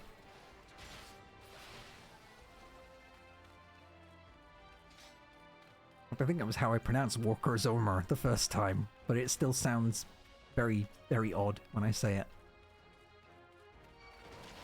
Okay. Let's see if Alize can handle two lots of things at the same time while I'm trying to jump over a tiny rock. Okay. Right. Come on, Alize, keep me up, please.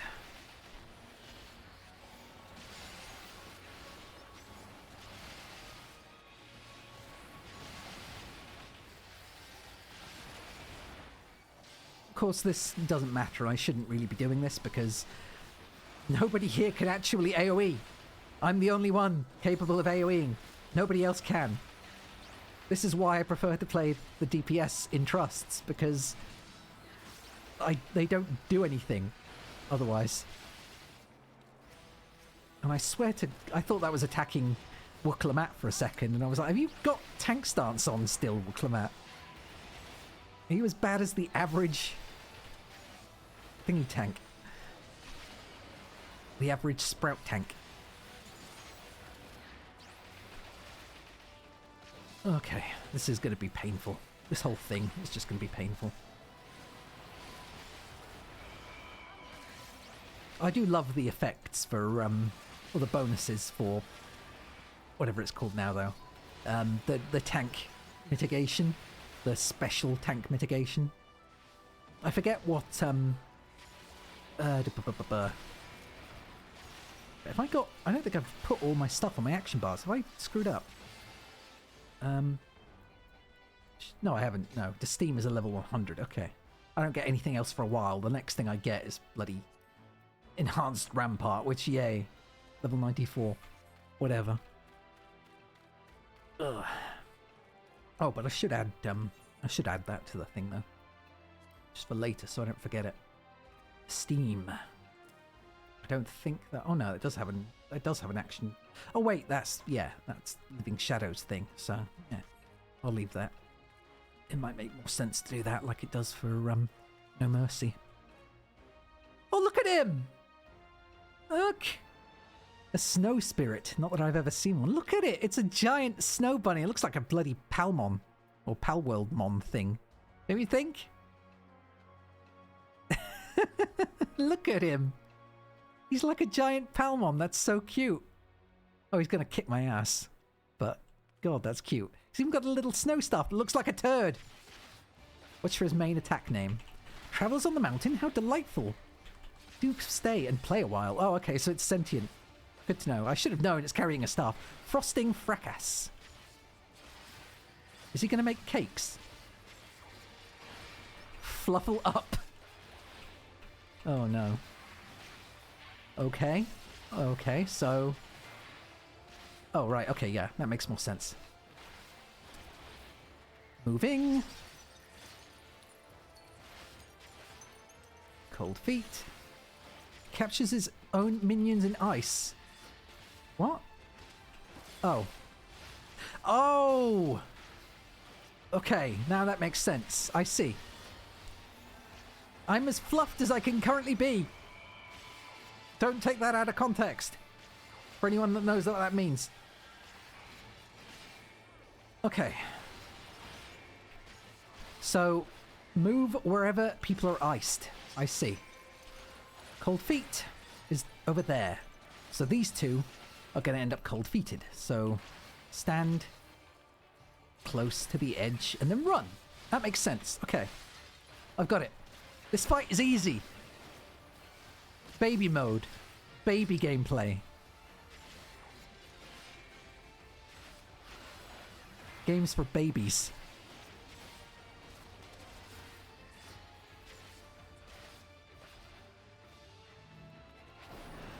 Oh, well, sorry, Kryl.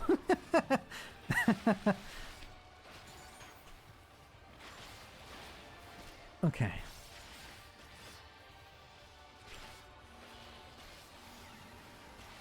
Oh, okay. Well, we'll see. Look at them all. Okay. I'm just gonna go stand with Kryl again. Okay, so all this side should be fine. So, I think. Nope, maybe not. Okay, and then... there we go. Told you, baby game for babies. Easy. Easy.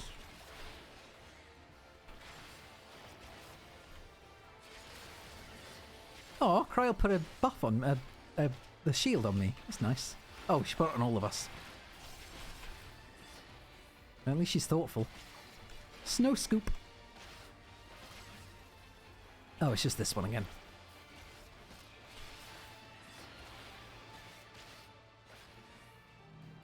This time, I'm going to head this way instead of... Of course, Kryl this time would take the other route.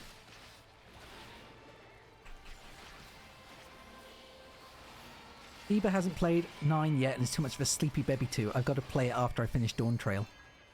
I mean... I want to, but also I've got other stuff I need to play and want to play. Gotta play. Hey, Behemoth. That's the Behemoth model. I may as well just kill this because I don't need to go anywhere. Yep, I've still got to play 6, 7 and 8.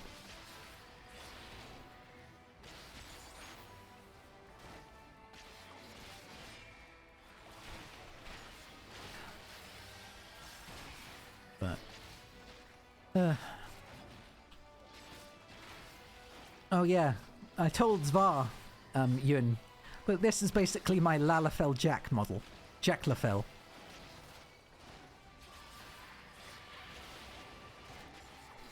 So it's good for streaming as a Lalafell.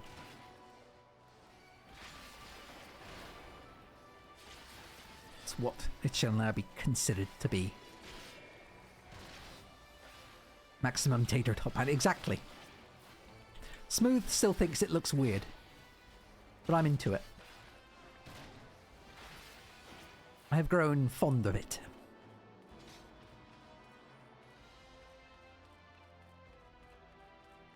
I'm sure once Smooth gives it enough time, he'll like it too. Maybe. Who knows? Smooth doesn't deal well with change.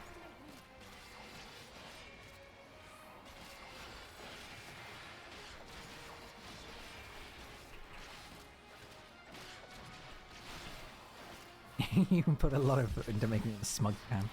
And it works. I feel the smuggest I've ever been. Oh, you missed a visit from my mum as well. Well, I say missed. I'm if she's not here, if she's not back yet, then she'll be here again at some point, but... They are an absolute smug lord. Indeed. I don't think I can get any smugger. It's the smile. Real smuggler, one might say. But yeah, she said hi to Smooth as well. I think that's the first time Smooth's ever heard Mum's voice, so... Zorolja, hey. So you caught up. Seems I've been toying too much with my prey. Ah, that was unintended. You have to find another path. Think of it as an added test of your resourcefulness. That's fine. I still don't need any of the gear here, I don't think, because I'm pretty sure it's all 655, maybe? Or 6... No, it's 660 at this point. It'll be 660. So, yeah. So it's the same as everything else I'm using. A test of your resources! I can't do it with the same kind of snarl. A test of your resources! How's that? That any better?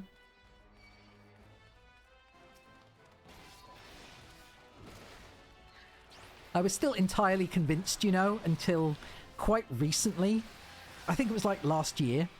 I went back and played the, replayed that bit of the story. And I was convinced for the longest time, I like Mandela affected myself, that the way what he said was, ha! Recognition! Or something like that when you confirmed that you felt the same way. But he doesn't. I could have sworn he, like, said recognition and rolled his R and everything.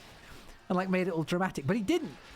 What is it he says? He says acceptance instead. And I thought, oh, God, but the recognition could have hit so much harder because he could have had the rolled R and he could have made it a much bigger thing and really chewed up the scenery.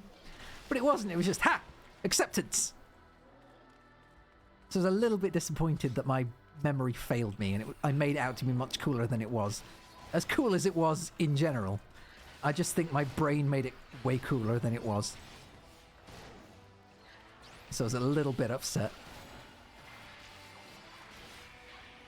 But then I did watch a really good interview with, oh, what's his name? Shit. Oh, I can't remember the voice actor's name. Luke something. Crap. Oh, I don't remember. Anyway, yeah, so I watched an actual interview with one of the he's a guy I watch a lot quite recently. He's called Marco Meatball and he's an opera singer who now basically is a YouTuber, and he plays a lot of games and goes over a lot of like music, but he sometimes does musical analysis, but not in the same way that someone like Alex McCalla does, where they break down everything about the music. Oh, I knew it. Second boss and Zalul Jar will be the final boss. I fucking knew it. I called it. I knew that's what they were going to do. Giant, it's the bird that attacked the giants. Doesn't look pleased to see us. Anyway, so yeah. And Marco Meatball does a lot of analysis, which is more based on emotion, I guess, is how he puts it. He gives like analysis of it. Analysis of the music, but from an emotional standpoint. So like he watched crystallized rock shatters into pieces. That's concerning. Energies gathered by the shards of the crystal. What's going to happen? Oh, okay. I think. Oh, shit. Ah, I see. I mean... Oh, the spell came from the crystals. Okay, cool.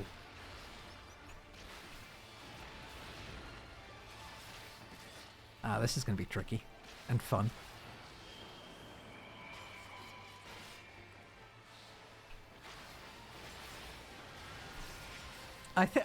It was less the dungeon being predictable and more the, you know, how the plot goes. You know what I mean? Because they did the same thing. They've done the same thing a couple of times now, where they'll make it seem like you're gonna fight the dude that you just met or whatever early on, like they're gonna be the final boss, but then you get surprises like, nope, sorry, this other dude is gonna be the final boss. Slowly being... Oh, shit. Okay, well, I wasn't expecting me to have to do everything, but fine. Stalagmite circles, okay. Easy enough. Thankfully, I don't get blinded or petrified if I stare at them.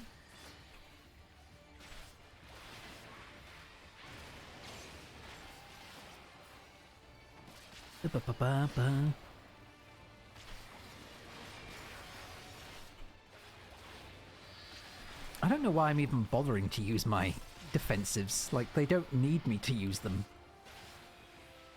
Alize is just going to pull some magic out of her ass that lets her do, like, 1 billion AoE healing if needs be, despite being a red mage. Because she has no actual mana bar. Okay. So I'm going to go in here.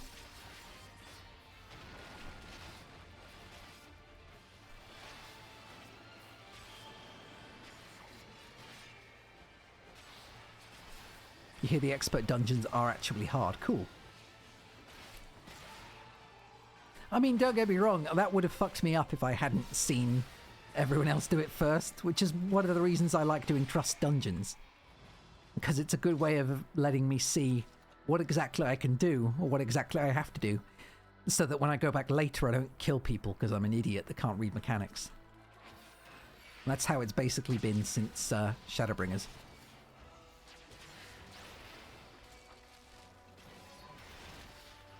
But yeah, as I was saying, they've done that a couple of times now, where you'll think that the end boss is going to be, you know, a thing like what you just met, but then it ends up being like another dude altogether. I wasn't expecting to fight Zalul Jar, but then again, it might be Bakul Jar Jar at the top, because I'm thinking of the this is definitely the benchmark dungeon, isn't it? It has to be, because they're climbing a mountain that looks just like this, and it had that purpley area with the jets and stuff in it, so I'm going to assume, therefore, that we're either fighting Bakul Jar Jar or Zalul Jar Jar up there. But I said earlier, my prediction is that Bakul Jar Jar might be the level 67 fate, and then Zalul Jar, sorry, is going to be the 100 fate. He's going to be the actual concern, all this, because he's too fiendish and too cunning and too warmongery.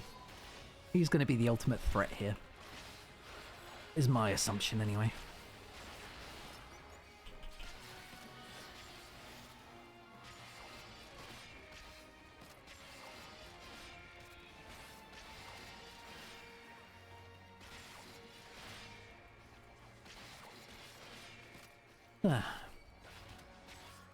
But I think I'm going to get this dungeon done, and then I'm going to see if Mum's back, and I'm going to probably call it there.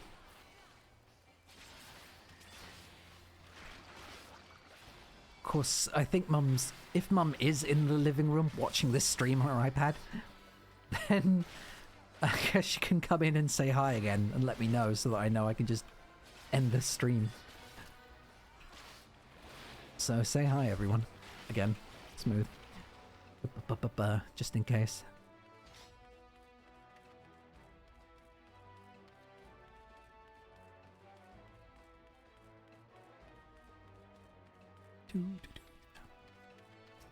Hi, Mrs. Panmam.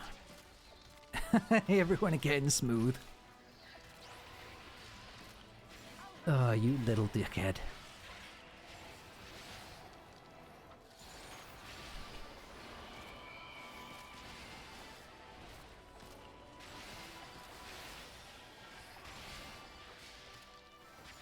That's the other thing about streaming this sometimes, is that I don't actually... I'm so busy talking and trying to ramble my mind away that I forget to actually take in the kind of cool little elements about the dungeon and like just the environments and stuff like that, because I'm too easily distracted with my stories. I know we've seen these mobs around before, but you know, it's just getting too carried away and talking and focusing on doing the dungeon and not really... Did I enjoy the Pelu Pelu? Yeah, I enjoyed the Pelu Pelu. I think I said at the time during the stream that it reminded me of the Game Boy Legend of Zelda games. I think my friend Corky said that the Pelu Pelu themselves reminded her of the... Is it the Rito? The birds? From Wind Waker? You're so happy, Tobly. Oh yeah, because they're from Final Fantasy X. You didn't realise those guys were meant to be a different species, not just a reuse mod. Yeah. Because Corky said that they reminded her of the bird people from Wind Waker. I figured they were just people wearing masks. I don't know if they're actually people wearing masks, or if they're just the kids. Just the kid models, and they just have masks on, but... Oh, Tobly is a supporting cast in 10 too. Okay. Oops. God. See, 10-2 is actually one of the things I'm actually really excited to play now. More so than 10. Because Yuna hypes it up so much that I think I've kind of bought into it. But I've also, from what I've seen, it has an actual job system in. And I like job systems. So I'm into it. I don't want to play it. But then again, I also plan on playing 13-2 and 13 Lightning Returns because they're apparently better than the originals. Oh. Oh. Oh. Elector of the Dawn Servant. Prepare to be tested. Okay. Yeah, that, yeah, okay, wasn't expecting that. They got me. Huh. They did get me. I'm impressed. They managed to trick me. Okay, let's do this.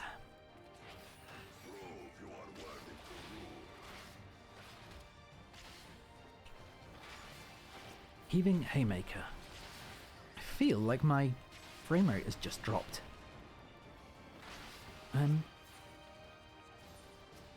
No, still running at 60, 59. Huh. Weird. Okay, kind of arcade tablet. Oh. Okay. Simple enough. Right here. Why not all the way back? Interesting though. Stone work.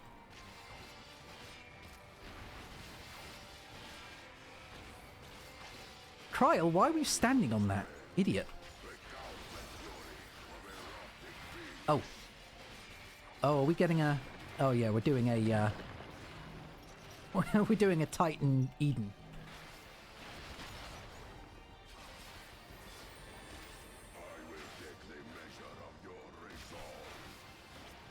Okay. Okay, this is looking just like a big channel. Yeah?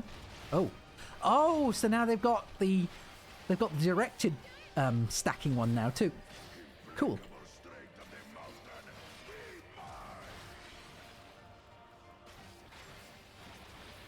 Okay. Oh, shit. Catching the buffs. Cool. Okay. Don't be his. Be everyone but his. Everything but his. Oh, shit. No. Yes. Got it. Nope. Didn't get it. Shit. He got one. Oh, well.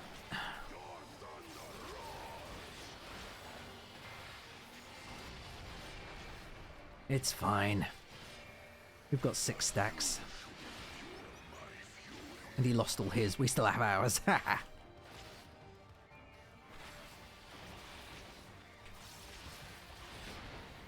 13-2 is the worst. 13 is like decent enough to appreciate how much they were trying. 13-3 is also interesting. Huh. It's like the opposite of what I've heard. I've heard that they just keep getting better as time goes on. As they figure stuff out and try to fix things. Oh. Oh, it's just that. Okay. Whatever. Oh, shit.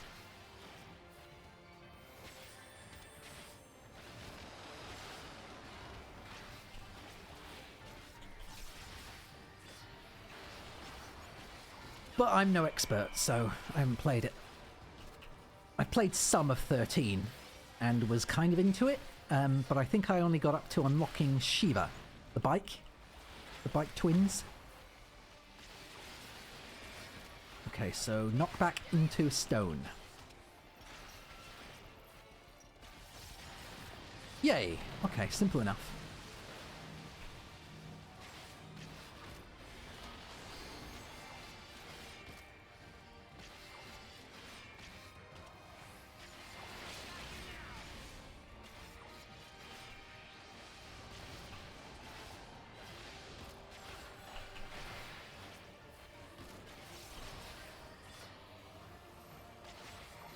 Sledgehammer.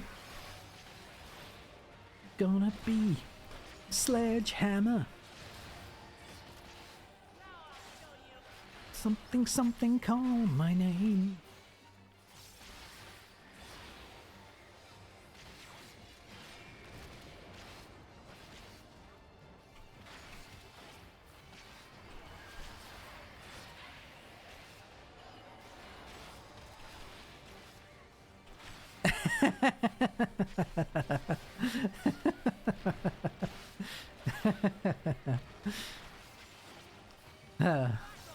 Glad it wasn't just me.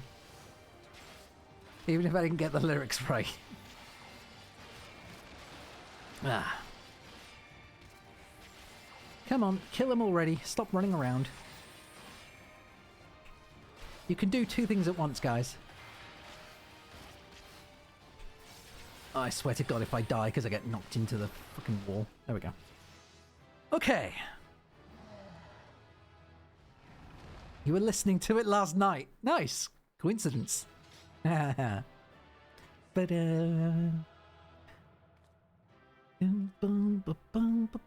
guess that was the test then. Easy enough. Beat them up. I was waiting for a kick the ass of something test. Peter Gabriel slapped some. Indeed he did.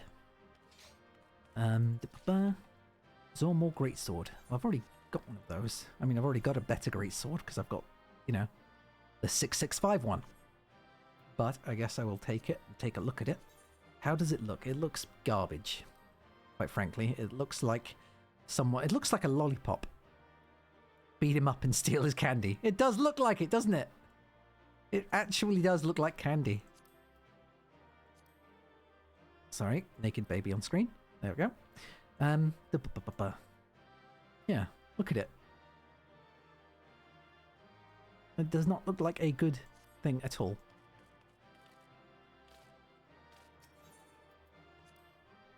Ugh.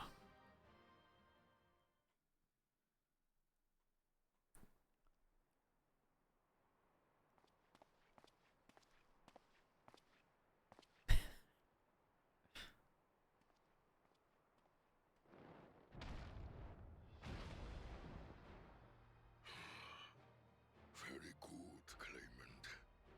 Once more, I name myself Gur Fulur, High Luminary to my people, and chosen Elector of the Dawn Servant.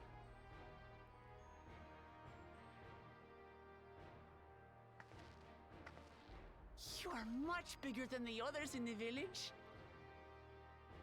All JAQK were once my equal in size, but ever since we were decimated by disease, it is rare to see a child reach our former stature. You speak of the contagion which afflicted the JAQK expedition, the one recorded in your murals. It is a chapter of our history that is entangled with the legend of the Golden City. I've heard that legend originated with the JAQK. Is this true? It is JAQK. Yay! I was right. With the visions our ancestors had, to be precise. Recognition. Acceptance. Preceding the campaign into JAQK. I was right about that. Many were visited by dreams of glittering splendor. They described a paradise that knew neither war nor famine, where people lived lives of eternal happiness. A single dreamer might have been dismissed, but when dozens, if not hundreds, spoke the same, the luminaries became convinced it was divine revelation. Then the expedition. Its purpose was to find the City of Gold. Yes, help was marshaled from all the territories under our control.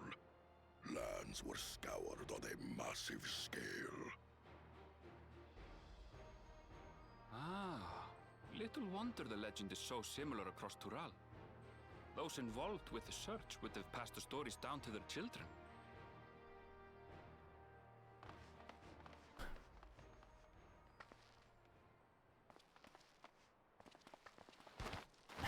Another claimant, I see. I will test your worth, as I have tested those who came before you. In fact, he's just fighting people one after the other. And dude has some incredible stamina. Oh. And also, you know, drugs.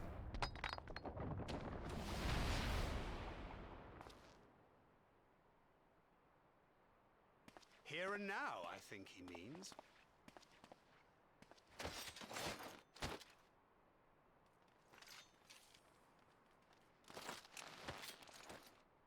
Well, you've got a healer, a DPS, and a tank, so it's really all they need.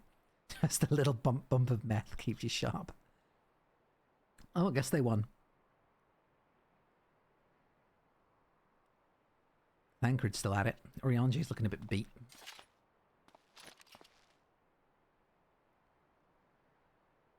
Oh, I was hoping for like another cool cutscene. Oh well. Yay! I like this song. Second promise for you and your sister's success in performing the feat of proof. You both shall be rewarded. I forget what this song's called, but it's like the Myths of the Realm theme is what I call it now. New Adventures, I think?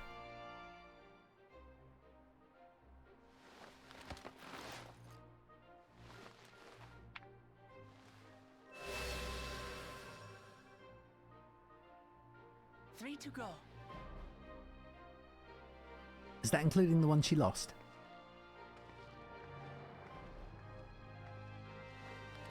How glorious it would have been to race thee and thine to the summit.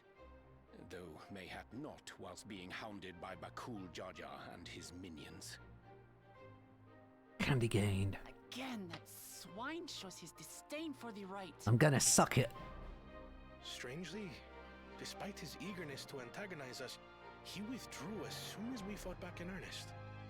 I cannot fathom what he was trying to achieve.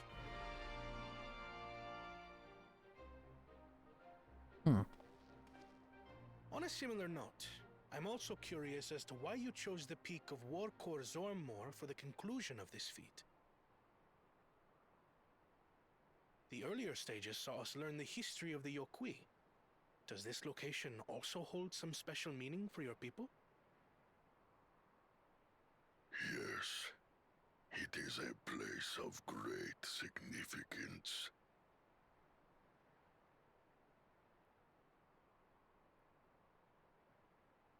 All these monuments. Is this a burial ground? Every high luminary before me is enshrined in this earth. Alongside them are the heroes who bravely stood their ground when Valigarmanda brought ruin to Urkopacha 8 decades past.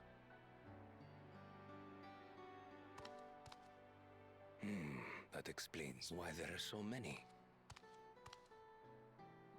Zorolja, I should have known you'd arrive here first. Yeah, the world building is phenomenal. You're right.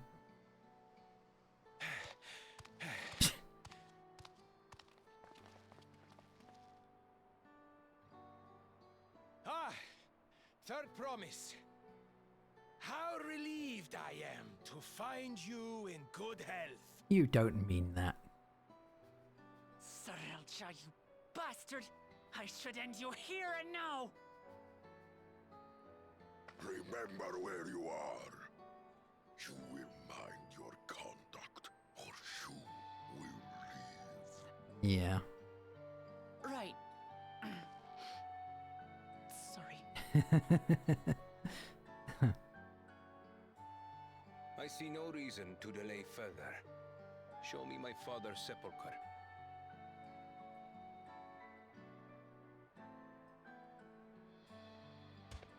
Papa has a grave? Huh.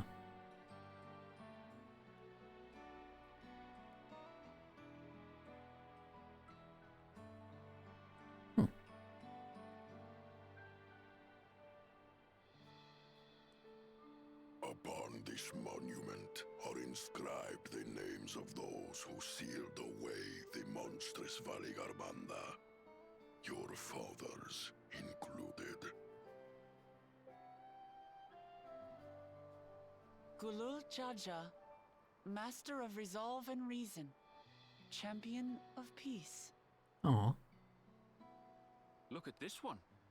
Kettenram, Navigator of Uncharted Oceans. Oh. Kettenrun, the Laminton explorer. Does this mean he joined Galul Jaja on his travels?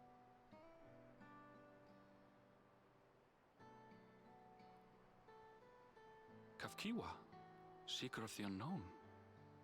How strange to see your name here. It was unheard of to build living sepulchres for those who were not JAQK. But their great deed demanded recognition. Master of resolve and reason, champion of peace. Papa really did some amazing things. He carved his path with martial skill. And wisdom. Yet it was clever thinking which allowed him to trap Valigarmanda within its own ice magics. Martial skill and clever thinking. And also he talked and brought peace. He didn't just... I can't compete with Zorolja's mastery of the Head of Resolve's techniques. And when it comes to knowledge, Kona's the one who most takes after the Head of Reason. Is there anything that I've gotten from Papa? Something I do better than the others? Got his heart. You're a big fan of wisdom, yeah.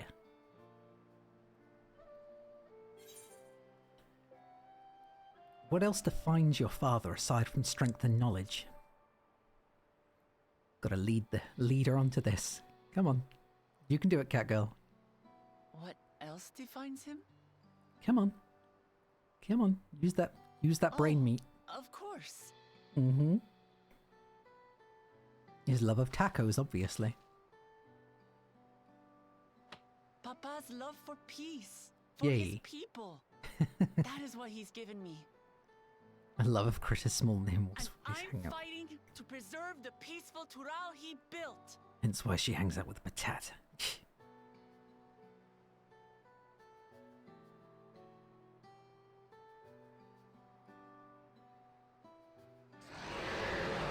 Oh dear.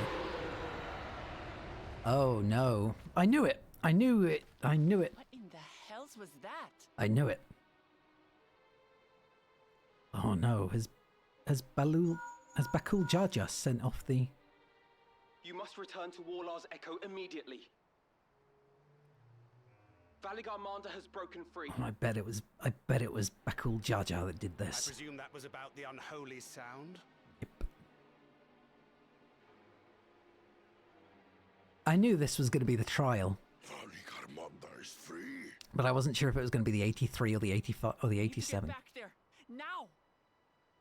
But hey, I guess now we know.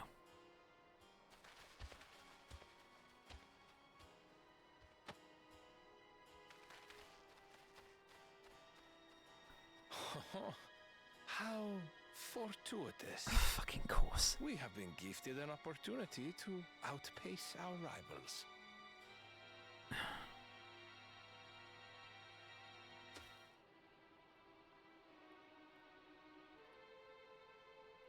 God, I hate those two.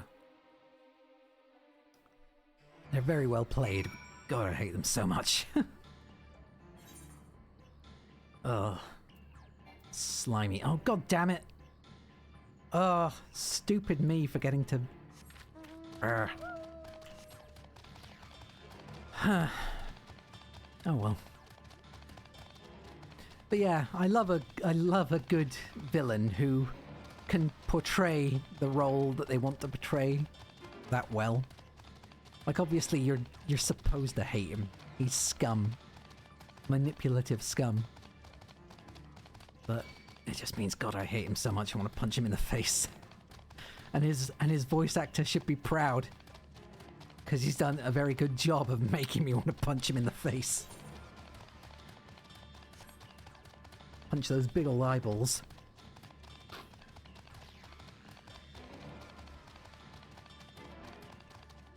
So yeah, I think I'm going to hand this quest in. And then I'm going to call it there. For the day. But it has been good.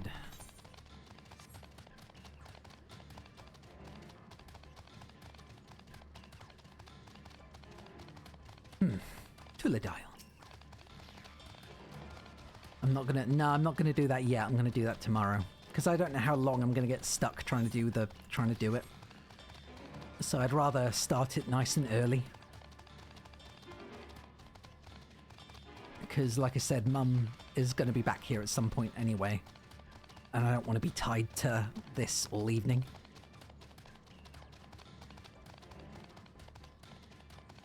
As fun as it has been.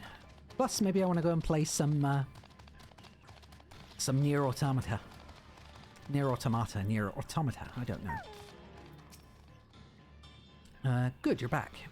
There is much I would explain, but by the time I arrived to investigate a sudden urge surge in ether, there were already fallen giants everywhere. Right now, everyone's preoccupied with treating the wounded. Pray catch your breath and then lend a hand where you can. Playing Dreamlight Valley right now, trying to get that battle pass. Still have not picked up Mulan. I've not touched it since I got the last battle pass done, because I don't want to end up stuck trying to farm crabs for another 3 days again, like I was last time. Or a week, however long it was. I know it was longer than 3 days, that's for sure. Alphino would enlist your aid in checking on the injured. JAQK. If you're already there, there are many injured here who need aid. Should you find anyone passed out from their wounds, I would ask that you alert me to them. You really like the items this time. Oh, rip. Otherwise, I shall be tending to whomever requires the most urgent healing. We can gather here once we've seen to these people's hurts. Their boo-boos. Once we have provided them with succor.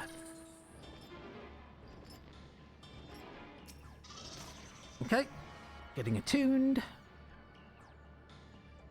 And then, with the very tense music playing in the background, I'm gonna call it there for now. So, yeah, thank you to those who came to hang out and sit around with me for a while and listen to me ramble. I hope that those of you who listen to this in future enjoy it, even despite the weirdly emotional thing I said in the middle of it. And I hope you all have a good day, or a good evening. And I hope you take care of yourselves until next time, okay? So until next time, goodbye for now, everyone. Goodbye. Goodbye.